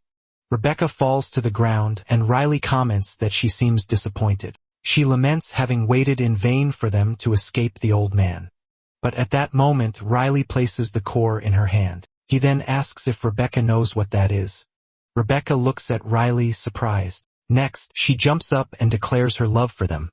She then demands to know how they escaped the old man, but Olivia just stammers. The scene cuts to a defeated carnivorous plant on the ground. Elsewhere, Dorothy cries and apologizes, blaming herself for what happened. Arpel asks Dorothy to calm down. He reassures her that Garen is fine, though she continues to cry. Garen, supported by Arpel, takes the blame, admitting he let his guard down.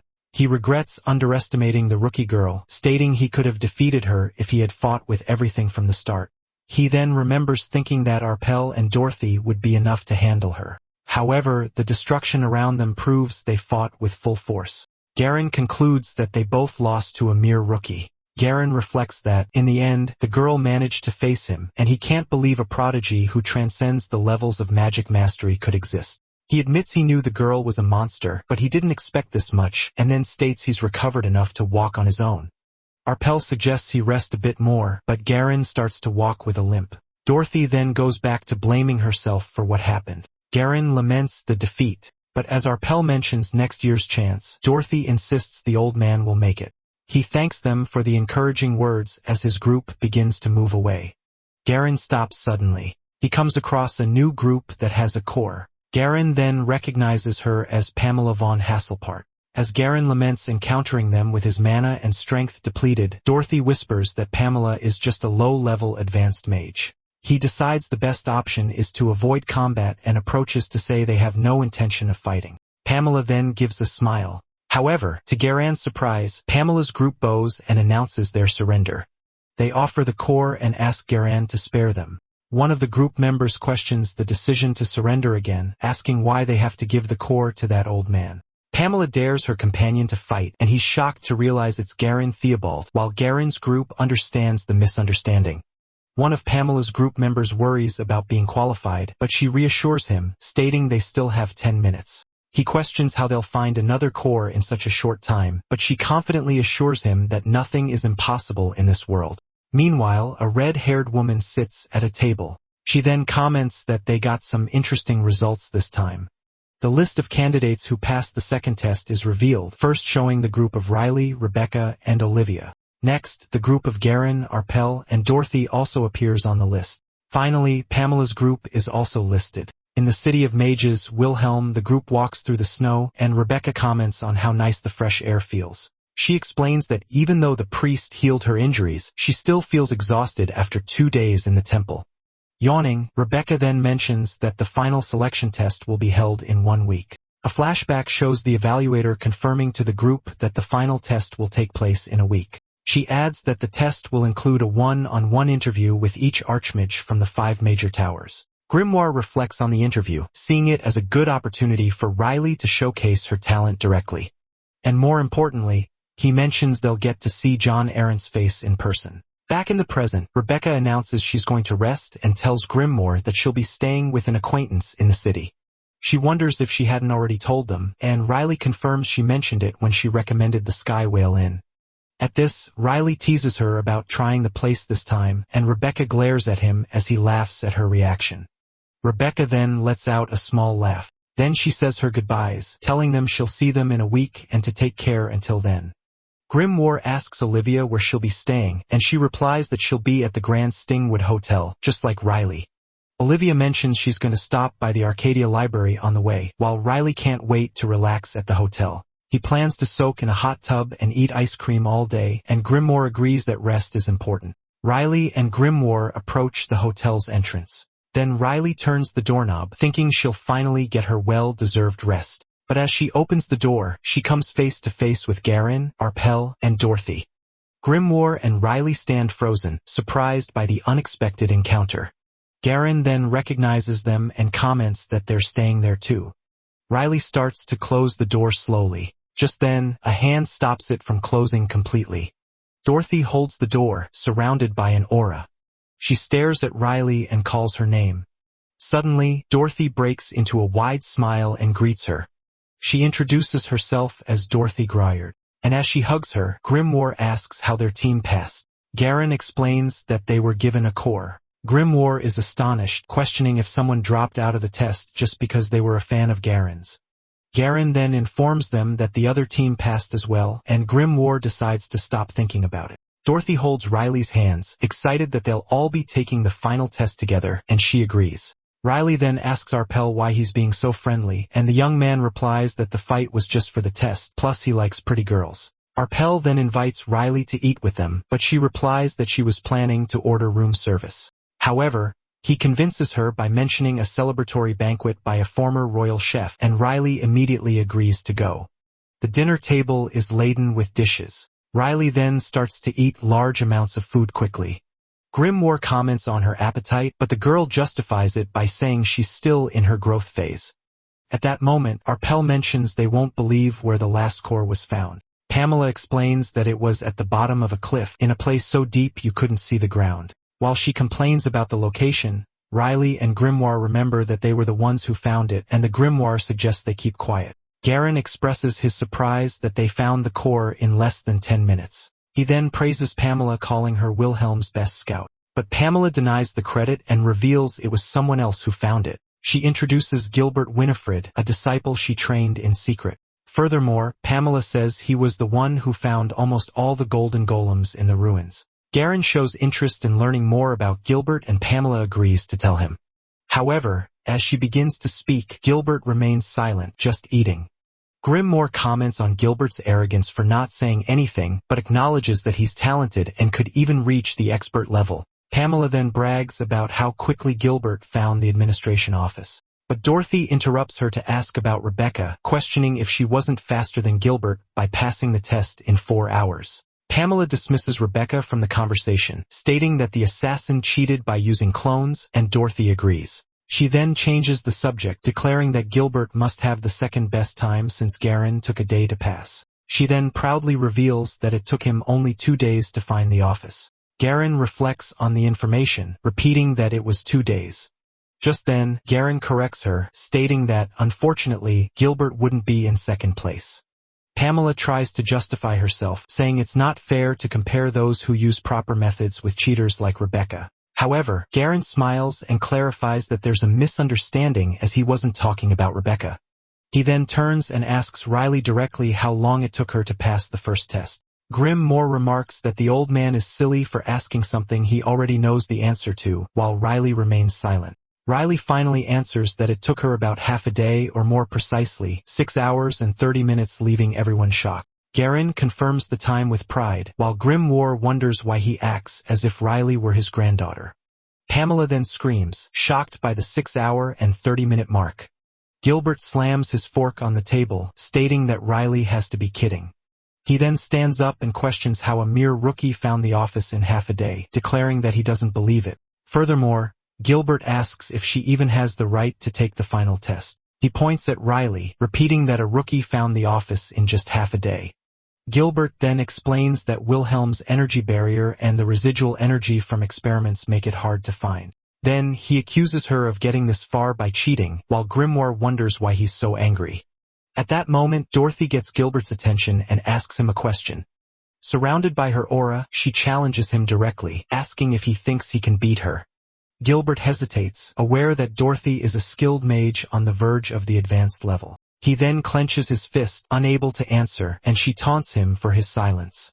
Dorothy tells the rookie to shut up and reveals that Riley defeated both her and Arpel, leaving Gilbert's companion shocked. Gilbert's companion turns to Arpel for confirmation, and he states that Riley legitimately passed the second test. Gilbert glares at Arpel, saying it makes no sense, while Dorothy and Riley mock him in the background. He insists she's just a young rookie as Garen cuts his food. Garen then calls him by name and says they understand what he means. He explains that Riley is young and low-level, so anyone would be confused by a rookie passing the second test. Garen admits that at first, he also underestimated Riley, just like Gilbert. He also points out that Dorothy underestimated her too and paid the price, leaving her embarrassed.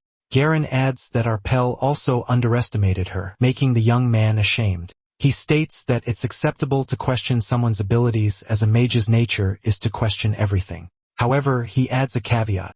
He questions whether it was truly appropriate to voice his doubts at this table. Grimoire reflects that he showed his hostility at a celebration in front of more experienced mages. Pamela then apologizes for her disciple's mistake, explaining he has no manners and promising to teach him a lesson later. Pamela then scolds him and demands that he apologize. Gilbert bows, apologizing for his rudeness, and Garen accepts, as long as it doesn't happen again.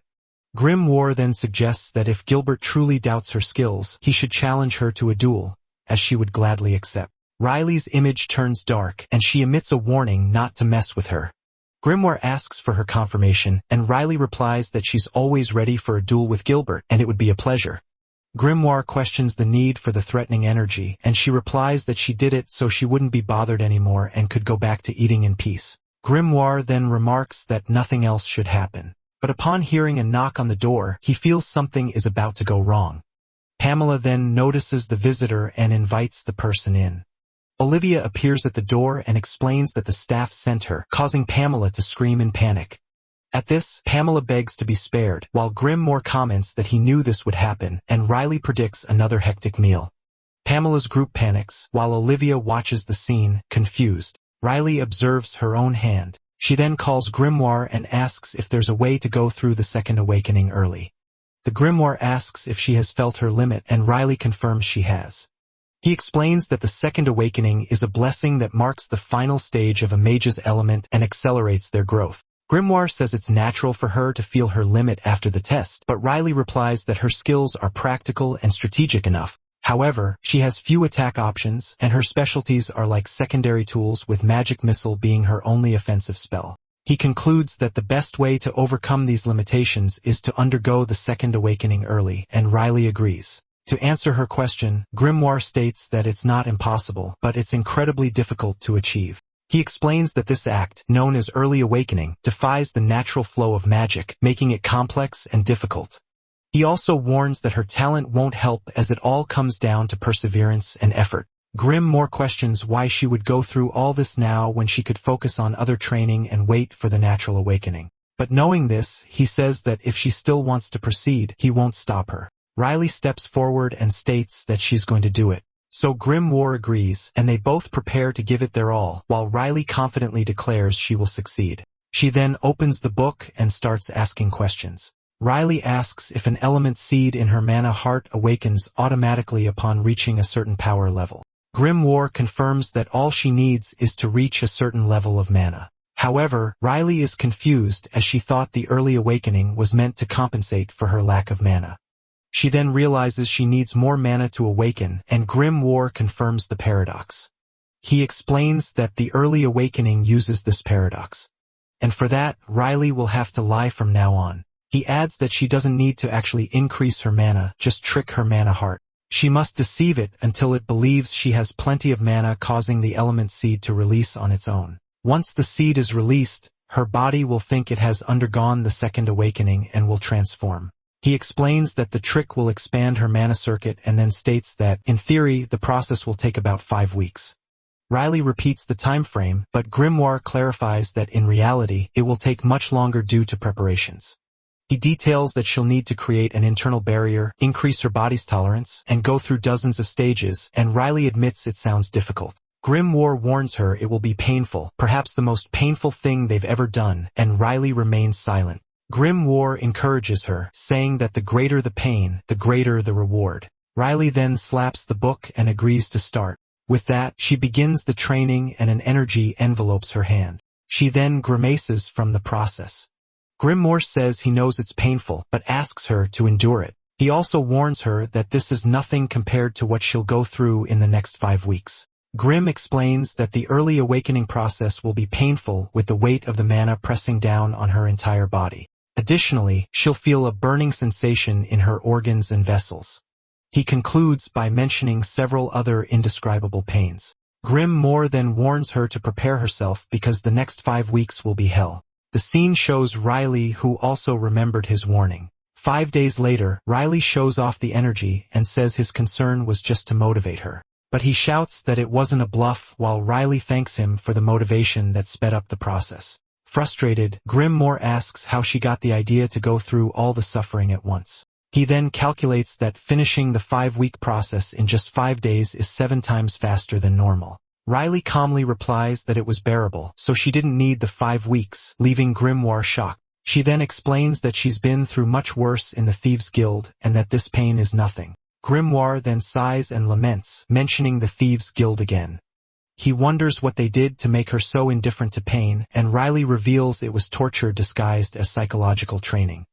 She says they tied her to a pillar and ate chicken thighs in front of her, ignoring her pleas for a piece. Furthermore, for a week, all they gave her to eat was dry chicken breast. Riley adds they gave her nothing to drink but water, and Grimoire questions if that was more painful than the awakening. She confirms that it was, and the Grimoire concludes that maybe she's the weird one. Just then, an energy forms in her hand, and Grimoire reveals that Riley is a user of the electric element. He explains that the element possesses the destructive power of fire and the speed of wind, making it good for offense, defense, and support. Additionally, Grimoire promises he will teach her how to use all these characteristics. Then he enthusiastically states that she will become the perfect electric mage. However, he asks her if she has ever been struck by lightning. Next, he asks how she manages to be so in sync. He continues his question about the sync with her element as the energy spreads throughout the room. He gives an example. A mage who nearly drowned would gain the water element, while one who grew up on windy plateaus would gain the wind element. Riley replies that as far as she knows, she's never been electrocuted, and he suggests that perhaps the affinity comes from her past as a thief. But Grimoire remains confused as this kind of synchronization doesn't just happen out of nowhere. She then says she likes it as her magic feels more intense, and now she wants to test her new ability. Grimoire agrees that practice is important but realizes the problem is finding someone to test her new ability on. Suddenly, Arpel appears at their bedroom door, and Riley and Grim stare at him in surprise. Grimoire recognizes him as the mage who confronted them, while Gilbert hesitates at the door. Then, Gilbert finally manages to speak and challenges her to a duel. The proposal instantly excites Riley and Grimoire. At this, Gilbert covers his face and laments the situation. The news spreads, and a crowd gathers for the duel between Gilbert and Riley.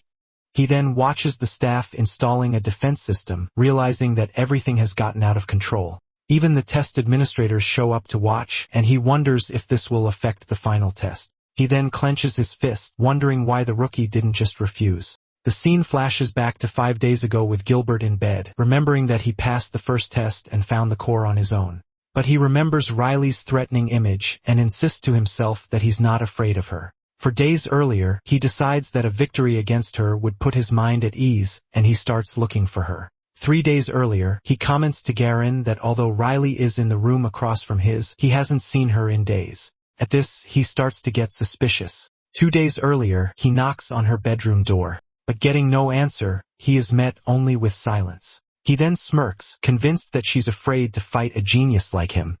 1 day earlier, he sees her door is still closed and declares himself the true victor, calling her a coward. Back in the present, he remembers what he thought, but now he feels like he's going to lose. Gilbert wonders why Garen and Riley are so close since he thought they were enemies. Feeling anxious, he's startled when Pamela touches his shoulder.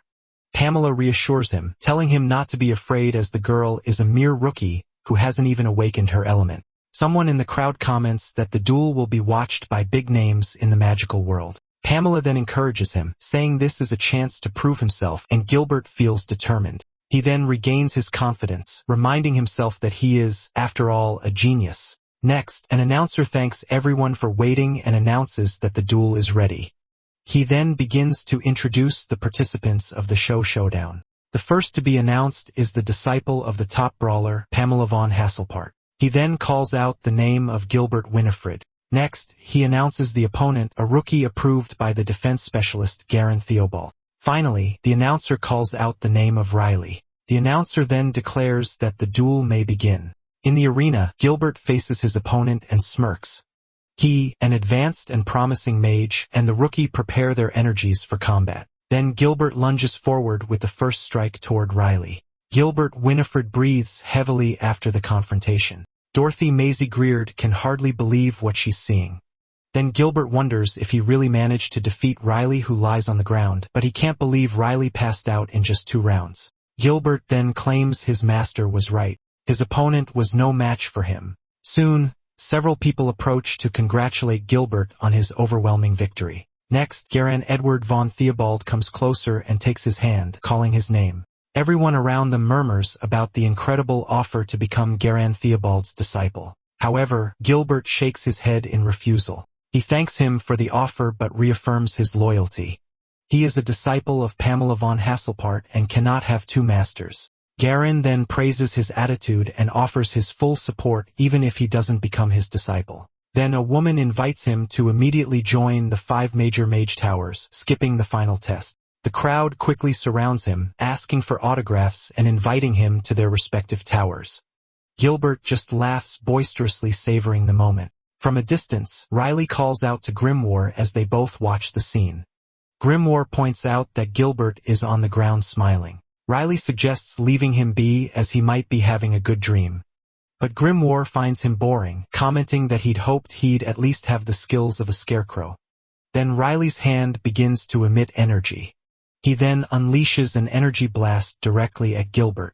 Riley then reveals his opponent couldn't even withstand a single round. Still, he glances at the audience's reaction. The audience starts murmuring about his elemental magic, confirming the plan to stand out work. Grimoire remarks that this is the reaction he wanted, with everyone looking at them like they're monsters. Then, Garen Edward von Theobald approaches and questions Riley about how he managed to unleash his element without the second awakening. Grimoire then encourages him to tell his story, and Riley announces that he had an epiphany. He explains that after fighting in the test, he meditated for 5 days in his room until his element manifested on its own. Hearing this, Garen states that he wasn't wrong about him and calls him a genius. As he walks away, he advises him not to let his talent go to his head, warning that laziness is a fatal poison. Next, Rebecca Duncan comes over to congratulate him on his work, saying the electric element suits his chaotic nature. Furthermore, she reveals she gathered all those people in the auditorium just for him. Rebecca declares that thanks to her, the plan to promote Riley's element was a huge success. And she insists he shouldn't be shy and should just say, "Thank you, Becky." But Dorothy runs up to Riley demanding that he thank her for passing the test thanks to her help. Then everyone gathers to congratulate him, praising his talent and asking how he awakened his element. Grimoire yawns, commenting that's enough of these reactions and that it's now time for what's next. At that moment, the administrator arrives and notes that it's good everyone is there. Grimoire recognizes her, commenting that they probably earned more points from the fight. Then the administrator snaps her fingers, making a quill and paper appear in midair.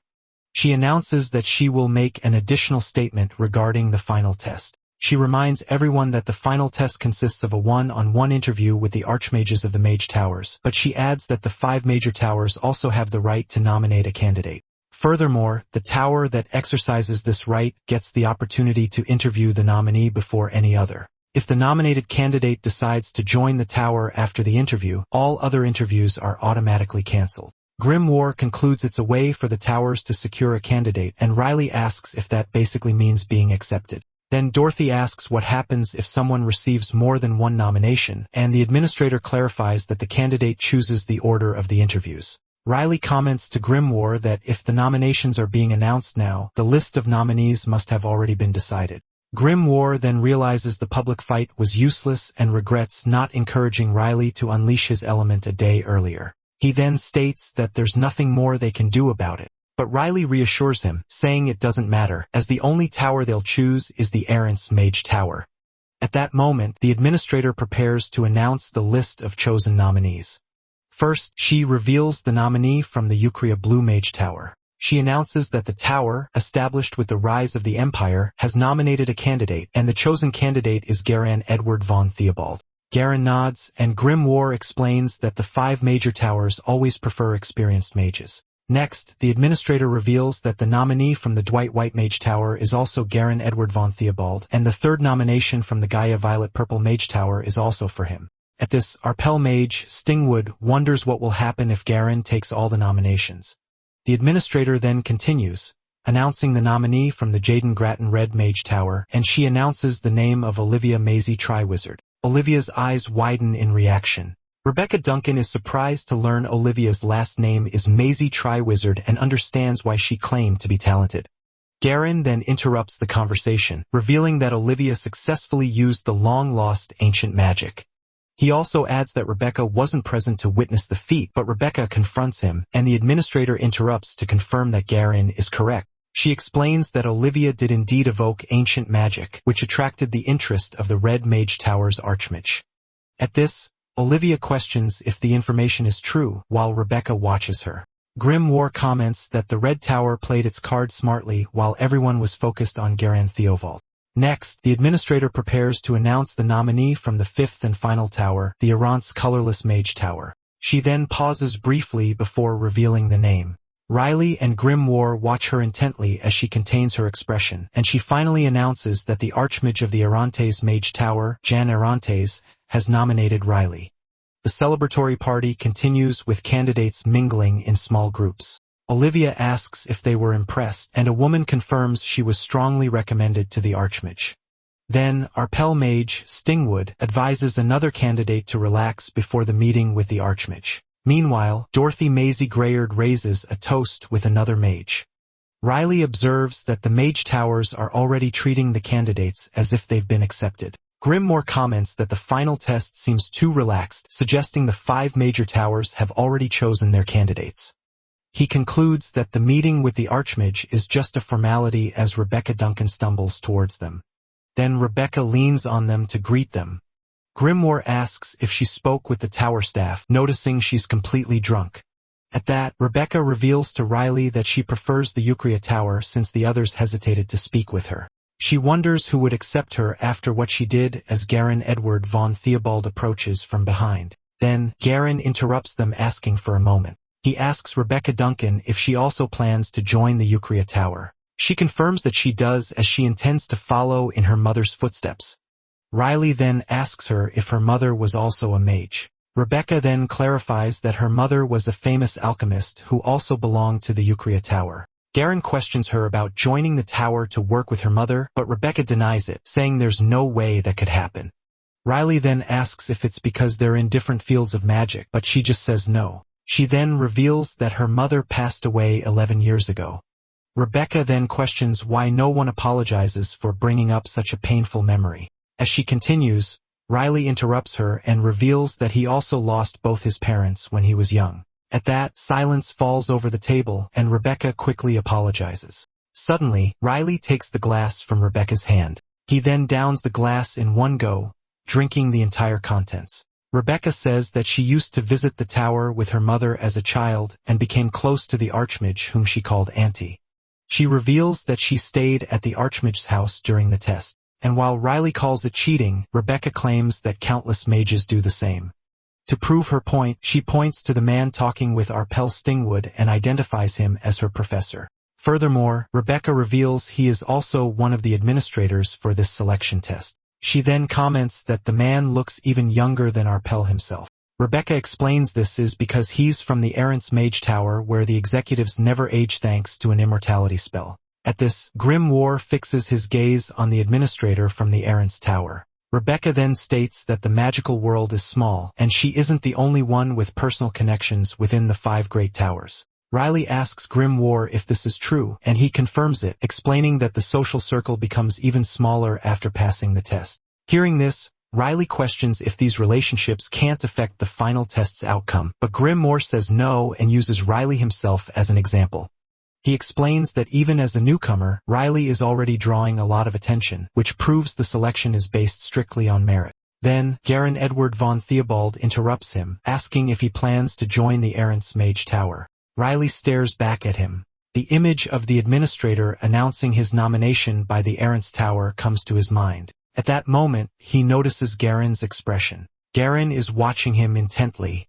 While Grimoire comments on Theobald's strange expression, Riley confirms he'll join the Errant's Tower because he was nominated. Suddenly, the administrator's hand touches Riley's shoulder.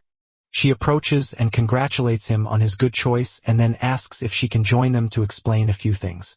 After sitting down, she apologizes for the late introduction and presents herself as Isabella Maisie Triwizard, the test's executive administrator. Rebecca is surprised to hear the surname Triwizard, and Isabella confirms she's correct. Then Isabella reveals she is Olivia's great-aunt, but adds that her niece doesn't seem to know her. At this, Grimoire comments that being a great-aunt puts her in Olivia's grandmother's generation. Riley then asks her if she is from the Errant's Mage Tower. With a smile, Isabella confirms that she is. Furthermore, she introduces herself as one of the 7 deacons of Errant's and assures Riley he won't regret his choice. Next, Isabella continues her explanation smoothly. She details how the tower secured its place among the top 5 over 300 years, maintaining its prestige with its philosophy and vision. But above all, she highlights the tower's main reputation. The tower is renowned for inheriting the work of the great sorceress Martha Pergaric and for successfully completing the immortality spell. For Riley, however, none of that makes sense. Isabella then reveals that the Archmage is very interested in him and therefore used the right of nomination without hesitation. And she conveys the Archmage's message promising that Riley will have all possible support if he decides to join them. Finally, she informs them that more details will be given at the next day's interview and wishes everyone a good night. However, Isabella's story creates a contradiction because if she is a deacon, she must know that John Errantes lies about being Martha's disciple. But the way Isabella tells so many lies so effortlessly shows that she is definitely on the same side as John Errantes, and Grimoire regrets not being able to strike her. Then Riley offers to do it in his place, but Grimoire quickly refuses, telling him not to. Instead, he suggests they focus on the next day's interview and that Riley should get some rest. Just then, they hear a knock on the door. Someone keeps knocking from outside. Grimoire wonders who could be knocking so late at night, and Riley asks who it is. Just then, Rebecca Duncan announces herself from the other side of the door. But Garen Edward von Theobald pushes her face away and orders her to get out of the way. As she complains, he asks Riley to please open the door. Grimoire and Riley wonder why Garen and Rebecca are there. Then, Garen enters and immediately casts a security spell throughout the room. Grimoire realizes the magic is meant to silence the area, detect eavesdroppers, and even disrupt the flow of energy. Garen then questions the need for such discretion, but confirms the spell should be enough. He then turns and calls out to Riley. Grimoire comments that he didn't expect him to be so direct, and Riley questions him about the reason for his visit. Garen then announces that soon there will be a war. He clarifies that it will be a literal conflict and guarantees that by the end, the Errant's magic tower will be wiped off the map. As Riley questions him, Grimoire just watches. But Rebecca, still drunk, interrupts him, calling him an old geezer. Garen asks what she wants, and Rebecca replies that he's forgetting something. Rebecca shouts that the Errant's Tower is already off the Imperial map because it's an unexplored land, but Garen tells her to shut up for not understanding metaphors. She then asks what metaphors are, leaving everyone in silence. Then, Garen uses a mind-cleansing spell to cure her drunkenness. Riley asks what she came here to do, and Rebecca replies that it's a difficult topic to discuss sober. But Garen glares at her and calls her by her last name, making her agree to talk. At that, Rebecca takes a deep breath to compose herself. She then turns to Riley and says he must be considering the errant's magic tower favorably. She adds that she doesn't blame him as the Archmage appointment and the Deaconess's offer are truly tempting. Rebecca admits she would be tempted too, but Riley decides to hear them out before making his decision.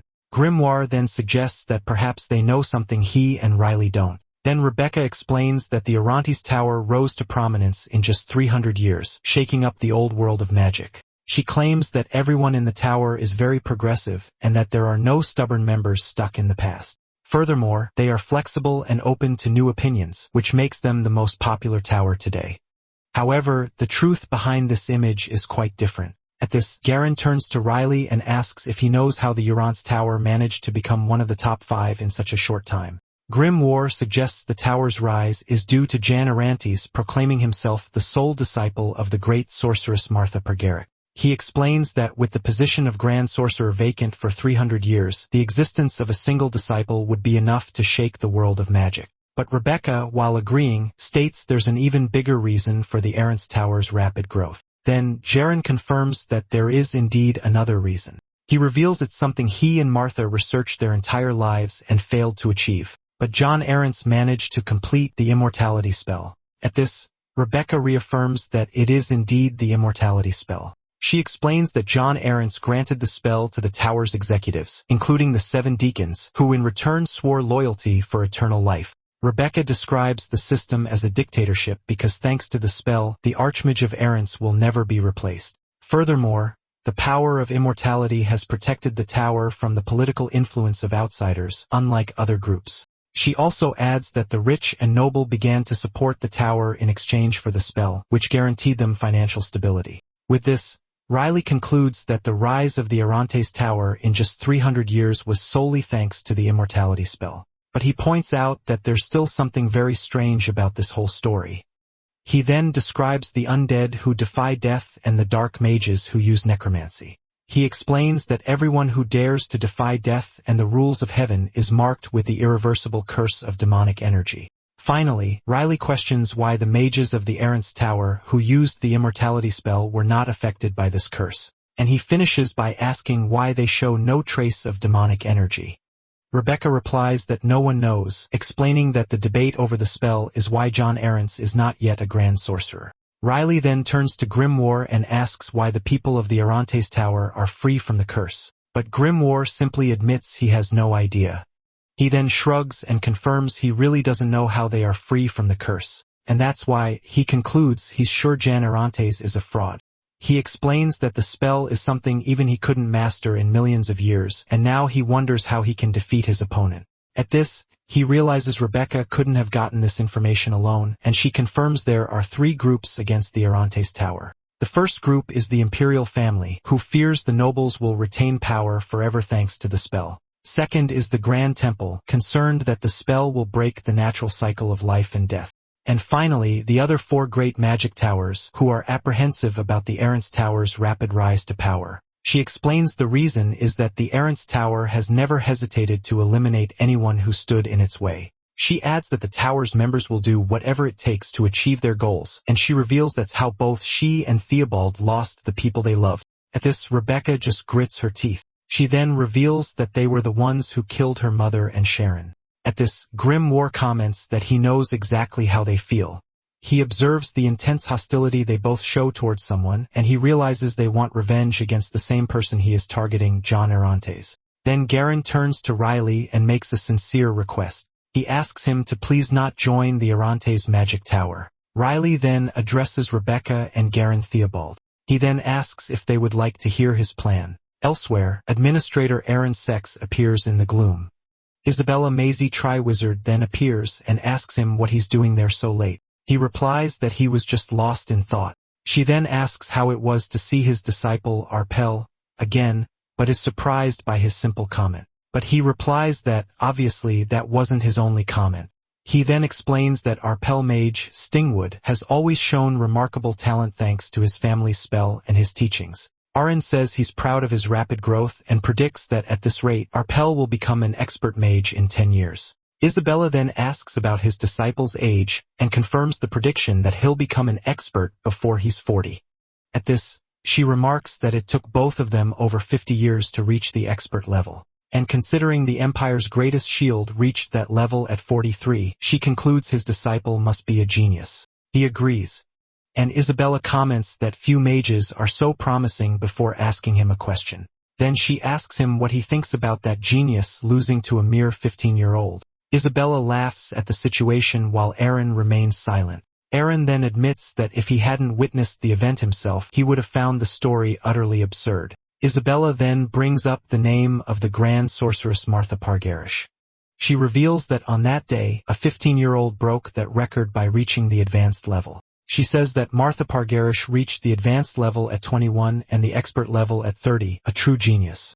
Aaron simply comments that the young woman is incredible as Isabella laughs. He then asks if she believes Riley could become the next Grand Sorceress, filling the position that has been vacant for 300 years. But Isabella says that while the young woman might try, it would be difficult to succeed Martha Pargarish right away.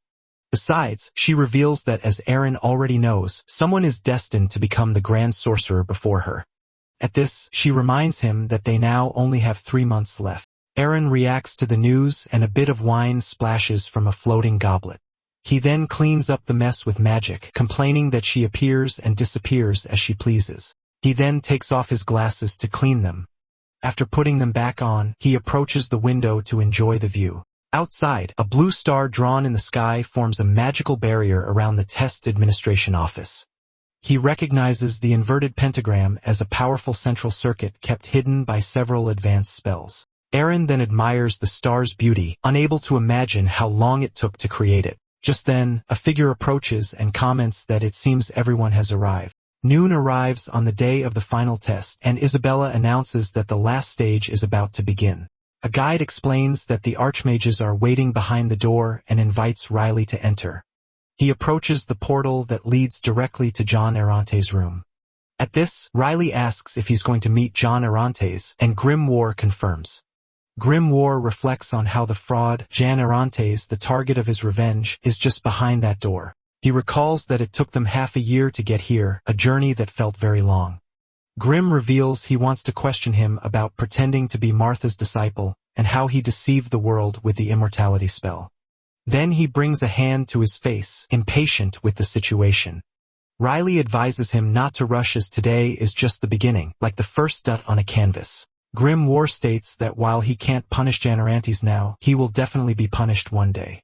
He then pats Riley on the shoulder to encourage him. Then Riley turns to the portal and announces he's going in. At that, his eyes blink once. They walk together through a dark space. Upon arriving, Riley looks around and comments that this is an empty world. They continue walking through the empty space, leaving a trail of footprints behind. But suddenly, Riley stops walking. Just then, he notices a line drawn on the floor right in front of him. Grimoire then explains that the line is imaginary, a boundary between life and death created by his senses.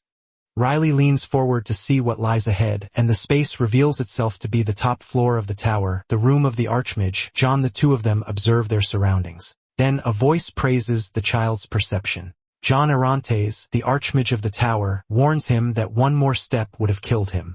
Grimoire remains silent as he watches him. Then he calls him a bastard. The Archmage continues to look in their direction, but he is looking directly at Grimoire and asks what book that is.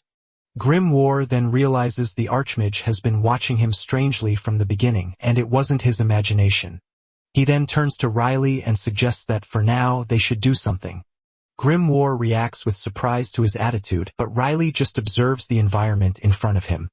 Grimoire then comments that he is completely tense, and John Arantes continues to focus his gaze on the book. Then Riley replies that the book he's holding belonged to his late mother.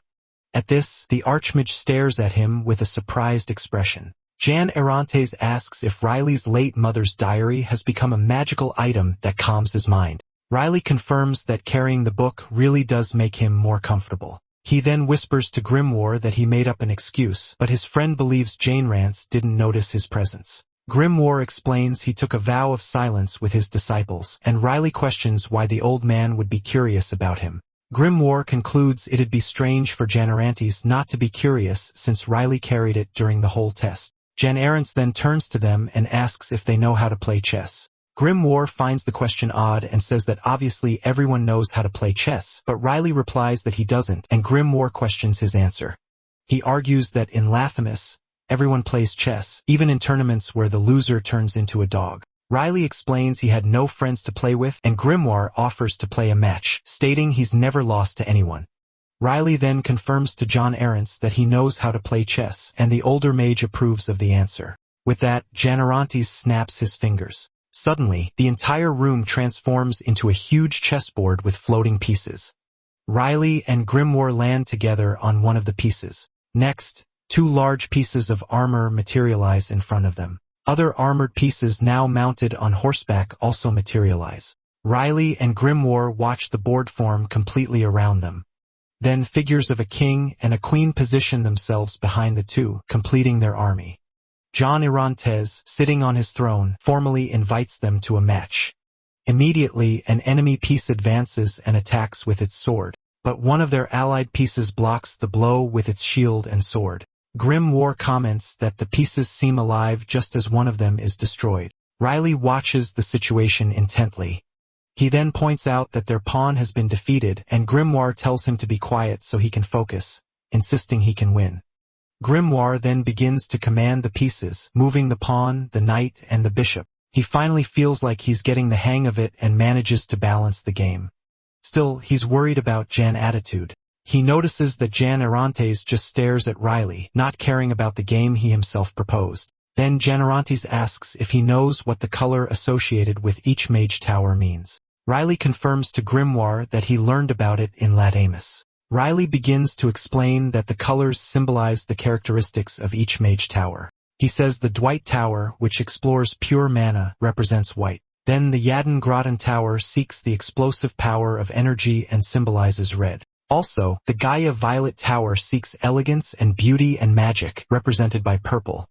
Meanwhile, the Ukria Tower follows the path of magic with a resolute and disciplined mindset. Finally, he concludes that the Ukria Tower is symbolized by the color blue. John Arrance agrees with his entire explanation precisely, but he reveals that the Arrance Mage Tower does not have a color. It is colorless. He explains this allows the tower to become any color, being pure like white, passionate like red, elegant like purple, or resolute like blue. John Arrance then declares that this has been their way of life for the past 300 years as a piece explodes on the board. Riley prepares for the next move amidst the rubble of the destroyed piece. John Arrance states that this is their art of living.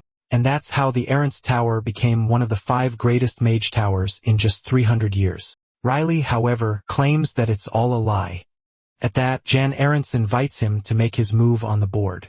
Grimoire reflects that the test isn't just about winning or losing and wonders what John Arrance really wants to assess. He observes that the opponent's moves are aggressive and that the 2 kings on the board seem to be in a panic. Riley comments that it's a good thing this is just a game, and Grimoire agrees, calling it a literal war.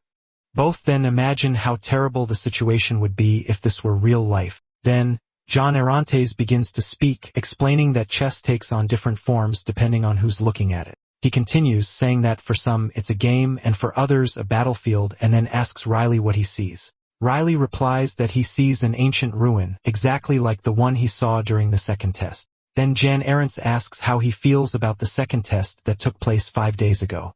He explains that thanks to the test's method, he was able to discover a gem like Riley, but in return, dozens of mages lost their lives. He then asks Riley if peaceful measures are enough to distinguish the talented or if pushing people to their limits is the best form of evaluation. Riley remains silent for a moment, but he turns and asks for the Archmage's own opinion first. John Arrance retorts that he asked for his opinion. With an aura manifesting around him, he questions how the boy dares to answer his question with another question. Riley calmly confirms his action and says the reason for asking back is simple. Grimoire realizes that, in the final test, the competitors and the Mage Tower's values need to align. So Riley declares that the Archmage's answer will be his since the Arrance Tower's values are colorless and adaptable. John Arrance reacts with a brief pause to the young man's statement. At that, he stares at Riley and then concludes that the boy is certainly interesting. John Arrance begins to explain that some Mage Towers believe in certain methods. He says they think peaceful measures like the first test are enough to assess a mage's skills. But he points out that of the 42 mages who passed the first test, many didn't move on. He then rhetorically asks how many of them actually survived the next stage. Riley stands firmly on the chessboard. At that, Janerantes declares the second test was the true selection, as a mage's power is only revealed on the battlefield. He then asks Riley if forcing competitors into a deadly situation just to select a few is unfair. Riley and Grimoire look at the Archmage. Riley replies that it's obviously unfair, as one shouldn't sacrifice the greater good for the lesser. Grimoire adds that, however, this is what it means to walk the path of magic. He continues, explaining it's an unjust road from the very beginning, with some born with high mana affinity or execution. According to him, these are the blessed ones, chosen by mana itself to walk the path of magic. He states that even on this path, injustice prevails, and every mage will inevitably face a limit. A limit that he says can only be overcome through innate talent. Janerantes then concludes that magic isn't fair, being like a difficult climb for some and a walk in the park for others. Grimoire says some may walk the path alone while others march with many by their side. At this, Lainrance concludes that everything is determined by talent and questions if a more unjust path exists. Riley holds Grimoire in his book form and agrees the old man is right, beginning to explain his own view of the path of magic. He then describes it as an endless stream of injustice as visions of hands call out to him. Then he remembers one of his old masters covered in blood calling for him. Grimoire begins to tell a story from long ago, before the Empire even existed, about his first signatory named Findal. He explains that since he had just become a book, Findal was like a ray of light for him. But he still vividly remembers the moment his first master died. His master was begging for help, screaming that a person was dying there. No one on the busy street heard him, and everyone ignored his cries for help. Grimoire says that after that day he spent thousands of years without a disciple, fearing they would die. He reveals he never called them disciples, but signatories, as it was a contract of mutual interest, devoid of feelings. In this process, he admits he used his signatories as tools and forced them into dangerous methods without caring for their safety. Their repeated deaths became mere data for achieving better results, and the vicious cycle continued. This bloody cycle was only broken when he met a certain boy. He continues his story as a vision of a blood-soaked book is shown. Then, he reveals the name of the first great sorceress, Rule Nirave, a name lost to time but important to him. Grimoire admits he put her through countless risky experiments and she came close to death several times. Despite it all, she survived and became a great sorceress, and he then reveals what her last words were. In her final moments, Rule Nirave thanked him for training her and never giving up on her despite her lack of talent. But Grimoire reflects that he did it all for himself, never caring for her well-being or safety. Back in the present, he says that it was in that moment he realized something. He realized he had become a monster who only cared about revenge, and his path was built on countless sacrifices. He then states that he regrets that past and seeks forgiveness for the injustice and the blood spilled. After that, he changed his method so no one else would be sacrificed, and he recalls asking a child for their name. The child replied that they would remember his name but asked what Grimoire's own name was. A brief memory of his human form flashes through his mind. At that, he remembers introducing himself as the Great Book of Magic, promising to turn the child into a great sorcerer. Grimoire explains that his training method was developed through the sacrifices of his former signatories, which allowed his disciples to become great sorcerers. Janerantes then faces him and repeats the question. If this isn't an unjust path, then what is? Grimoire agrees that he is right and that the path of magic is indeed unjust. He laments that his former signatories could have become great sorcerers, but they died because they met him too soon. But then he declares that Janerantes has no right to call the path unjust. He accuses Janerantes of stealing the result of all those sacrifices, calling it an insult to Martha Pergeric. Furthermore, he considers it an offense against the path he walked, the sacrifice signatories, and himself. Riley then questions how he dares speak of the path of magic after reaching his position through lies and deceit. Therefore, he refuses to accept Janerantes' claim.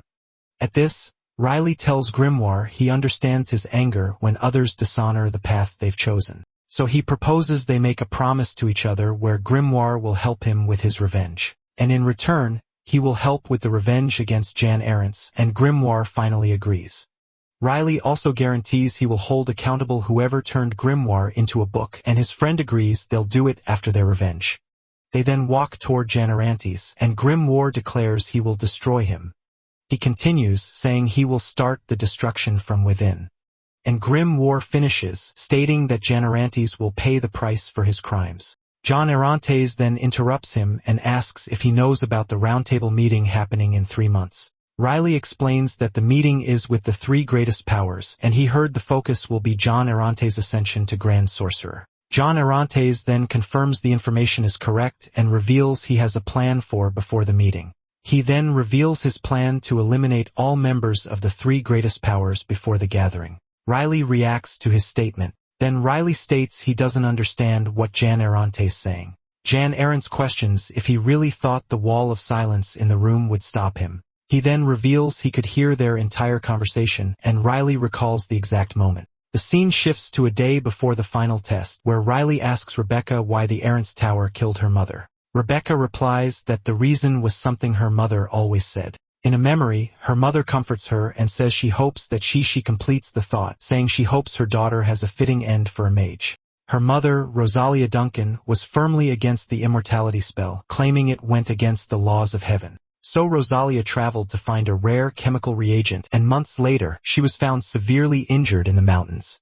Unfortunately, it was too late for treatment, and Rosalia's life ended in vain.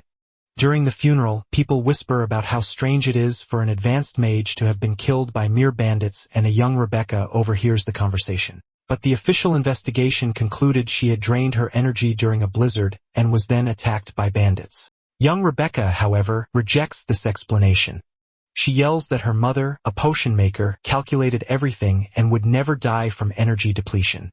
And she accuses everyone present of knowing the story about the bandit attack is complete nonsense. But a man cuts her off and tells her to stop just as she was about to say someone was behind it all. Young Rebecca hides behind a rock as the golem passes by her. Then the stone creature turns its head. But the golem ignores her and attacks another nearby competitor. The competitor laments he was so focused on running, he didn't even notice the golem. He then realizes it's over for him. At that moment, the golem attacks him, leaving him on the ground. However, the creature turns and starts chasing only Sharon, and another participant wonders what happened. Back in the present, Rebecca recounts that the stone golem was only after Sharon, but the administrator ignored her. In the memory, she pounds on a barrier, warning that the golem was acting strangely, but he just tells her to be quiet. The administrator then states that he will be the judge of the situation. Rebecca demands that he let her out, but the man refuses. She explains that since she had already crossed the finish line, she could do nothing, while some even laughed at Sharon. Eventually, Sharon became exhausted, fell, and that was the end. Rebecca says she got her revenge on the administrator and those who laughed at her, but she still felt empty. She concludes that after losing her purpose, she realized that mages without a goal are consumed by their inner demons. Rebecca was about to be completely consumed by her inner demons. Just then, a voice calls out to her, telling her to get a grip. Then, the voice reveals they have found the true culprit behind her mother's death, giving her a new purpose. Archmage Jaren Hartana then declares that the truth about the Arrant's Mage Tower has been revealed. He explains to Rebecca that after an 11-year investigation, they discovered the Arrant's Tower hired assassins to kill Rosalia. But Rebecca adds that the Arrant's Tower also covered up countless other deaths as accidents. Moreover, Sharon's death was one of those cases. It was revealed that the Arrant's Mage Tower had cast a spell on the stone golem. They planned to kill Sharon from the very beginning. The plan was to move Garan Theovault, the Empire's greatest shield, from the Western Front. Rebecca then gives the floor to Garan, who reveals he protected the Western Front only for his family, especially for Sharon. He confesses that when Sharon died, he no longer had the strength to continue. At that point, the Western nobles turned to the resurrection spell just as the Arrant's Tower had planned. Garan admits he wandered aimlessly until he heard a rumor about Rebecca, which gave him a new purpose. He then swears he will execute the killer who dishonored Sharon. Garan explains that when he was about to kill Rebecca, she dragged him into the illusory world. He continues, saying that in that place where they could escape surveillance, Rebecca revealed the whole truth. Rebecca then concludes the story, declaring they will expose the crimes of the Arrant's Tower and brand them as forces of evil. Their plan is to do this in 3 months during the roundtable meeting.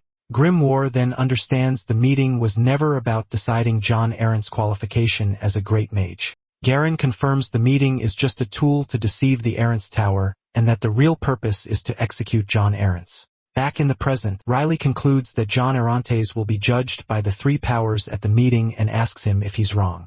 Grimoire realizes John Errantes knew everything and was just testing them, and Riley agrees that feigning ignorance would be foolish. John Errantes confirms their assumptions are correct and that the three powers plan to label him as evil to defend the tower. Then John Errantes says he will show him something. He asks if the boy wants to know his plan to destroy the three powers and unleashes his energy. The wave of energy hits Riley in Grimoire. John Errantes then tells the boy to open his eyes and look around. They are now floating in a magical space, and John Errantes declares that this is his plan. Grimoire recognizes the place as Wilhelm and notices something huge above it. He then wonders if that is a magic circle. John Errantes says the magic circle is just a stepping stone and tells Riley to look around. They float above the continent, and John Errantes points to the magic circles scattered across the empire, claiming his plan is on another level. Grimoire then explains that these magic circles transfer targets to another world.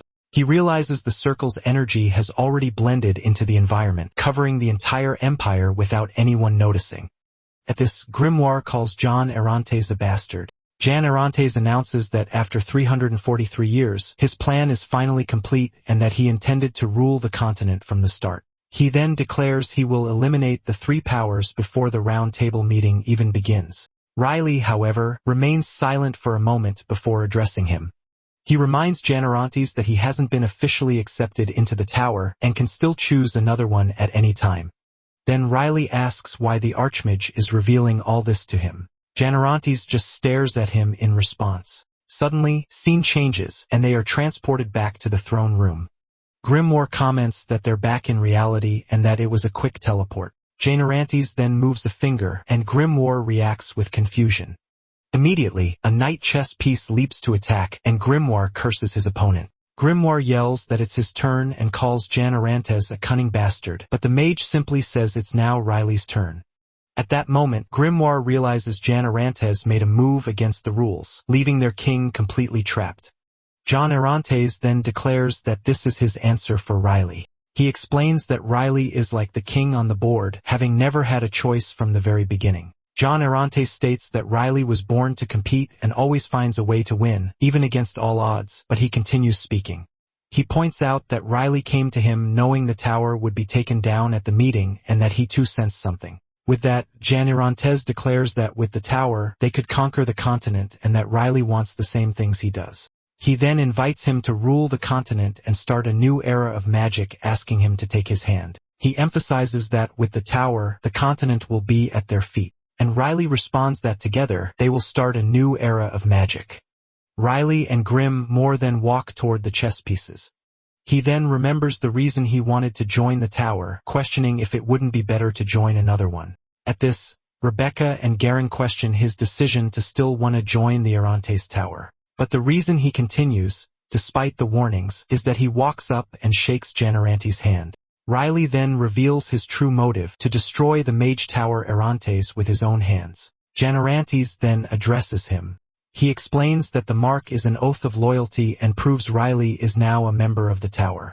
With that, he snaps his fingers and declares the final test is over. Then, a portal opens beside him, and he invites Riley to enter.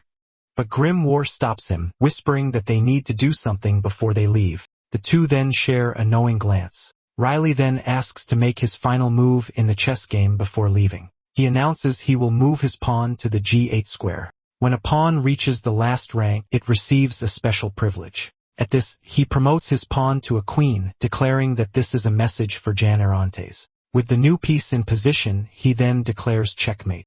He explains that one day, Riley, like the pawn, will become a queen and bring about his downfall, and then he says goodbye. The two then walk towards the portal. John Errants reacts to the move and admits it was a good blow. As they step through the portal, Riley tells Grimoire that he ended the game with a checkmate just as they had planned.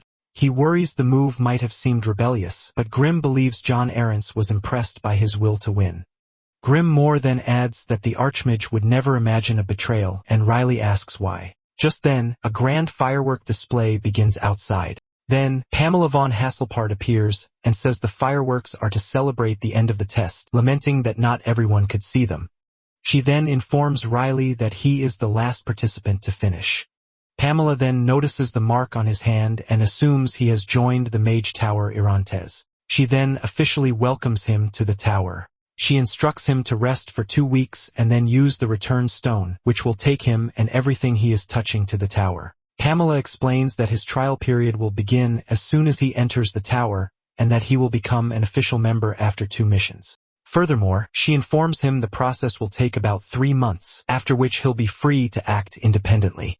But she hints that after 3 months, these rules might change. Grimoire assumes she's referring to the Round Table meeting and the tower's plan to turn the continent upside down. Pamela then concludes her explanation, declaring that this year's selection test will officially end with his departure. Finally, she bids him farewell and thanks him for his work over the past 2 weeks, as the two of them head out into the snow. With the test over, Pamela approaches Riley and calls out to him. The competitor has now become a member of the tower, and she gives him a sincere welcome. She then disappears into the snow, and Riley remarks that she's gone. At this, he speculates that she also possesses the mystic element, and Rebecca and Garen approach, calling his name. Rebecca says they were worried and complains that the administrator kicked them out, but Riley recalls she said everyone had already left. She then dismisses it, saying the important thing is that they're okay. Garen suggests they head back, but Rebecca cuts him off. Then she points to the mark on Riley's hand. Rebecca and Garen then question him about how he can be completely fine after taking the oath of loyalty. Rebecca confronts him, reminding him that he promised not to join the Irantes Tower and would only do the interview. Then she grabs his hand and asks what this means. She shows him the mark and asks how he can be completely normal after taking the oath and not being affected by the heartworm. It's explained that the heartworm is a magic that punishes any betrayal used by the archmages of the 5 great towers. If the magic doesn't kill the mage, it means their loyalty is true. At that moment, Rebecca slaps Riley across the face. Riley just stares at her in silence. Rebecca then yells, asking how he could do this. She continues, saying she told him everything. And then she repeats the question, how could he betray her? But Garen holds her back, telling her that's enough. Rebecca calls him a traitor and screams that she'll kill him with her own hands. Garen stops her, stating that Riley has already made his decision and is no longer with them. Then Riley tells her to get out of his way and threatens her if he sees her again before turning to leave. He then suggests to Grimoire that they go back to their room, and his friend agrees. As they walk away, Riley reflects that he could feel her pain through their bond, but he doesn't like forced tragic stories. Grimoire suggests they get some snacks for the trip, but a knock on the door interrupts their conversation. Then, Olivia enters the room and greets Riley, relieved to still find him there. She notices the mark on his face and asks what happened, but Riley just replies that some things went down. Olivia then apologizes for interrupting, realizing they were about to leave. He says she doesn't need to apologize as he wanted to say goodbye anyway, and Olivia is happy with his response. Riley then comments to Grimoire that Olivia seems to be in a good mood, and he agrees. Olivia reveals she passed final test and congratulates Riley on his decision, explaining she heard about everyone's results except his. So Riley asks about the others, and she tells him that Arpel and Dorothy joined the Gaia Violet Tower as partners. She also informs him that Rebecca and Garen chose the Eucria Tower, while Pamela and Gilbert went to the Dwight Tower, but Dorian didn't pass. Grimoire, however, questions how Gilbert managed to pass, remembering he looked like a hopeless scarecrow in combat. Riley explains that while he's not a great fighter, Gilbert's orientation skills were better than Pamela's, and he found the core in 10 minutes. Olivia then prepares to talk about herself. She then announces she has joined the Jaden Groton Tower, and Riley congratulates her, saying the choice suits her. But Olivia claims she wouldn't have been able to pass the test if it weren't for him. She explains that without his help, she would have continued to live in pain, believing she was fine just because she possessed torture magic. Olivia explains that every time they called her a fool, she couldn't help but question herself. She wondered if she was on the right path or if ancient magic was just a dream. Then, she says these doubts followed her for a long time, but she affirms that Riley changed her life. Using the spell just once made her realize that her efforts hadn't been in vain. She then declares that she will continue to research ancient magic and that with the keyword he taught her, she will break even more spells. and Olivia promises that when she becomes a true mage, she will help him one day. Riley thanks her and says he'll keep that promise in mind.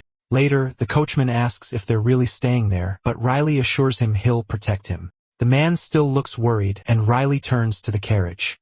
He then tells someone to come out, stating he doesn't have much time. Riley insists he's busy, and the coachman wonders why he's talking to himself. Suddenly, the coachman gets slapped on the ear.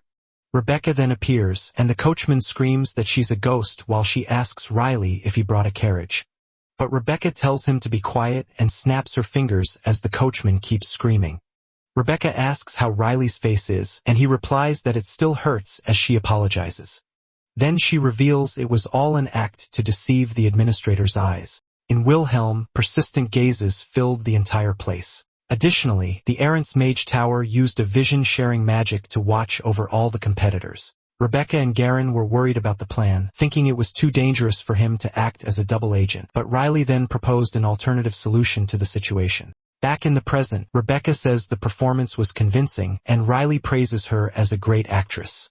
Grimoire believes that John Orontes didn't hear their conversation since the magic was only visual, and they wouldn't know about the solution to the heartworm. Rebecca then asks why Grimoire sent a clone, and he complains he didn't want to spend money on a carriage. But he reveals the real reason is that she and Garen decided to stay in Wilhelm for now to avoid raising suspicion. Meanwhile in Wilhelm, Garen complains that Rebecca hit too hard, and she replies that he should have acted better. Garen then comments that Riley must have a solution for the heartworm, and Riley confirms it. Grimoire then explains that the reason Riley isn't affected is his own existence and the authority of the bond between them.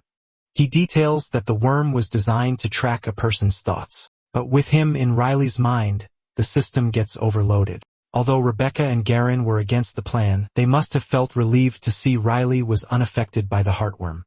Grimoire asks why Rebecca is staring at him like that. Rebecca accuses him of being a spy, but Riley proves his loyalty by insulting Jan Orontes, and she approves. She then asks if the problem with the heartworm is solved, but he replies, not exactly. Riley explains that Grimoire's presence is a temporary measure, and the worm will attack him if he acts like a spy. Then he reveals his plan for before the roundtable meeting. He plans to get rid of the heartworm in 3 months. Rebecca reacts to the statement saying it makes no sense. She explains that the process of neutralizing the worm takes at least 20 years, and most spies fail before then. But Riley reassures her, stating that it's all right. He then says he knows an expert, and the scene shifts to a skeletal figure on a throne. Then the skeletal figure, surrounded by eyes and plans for world domination, asks if anyone is there.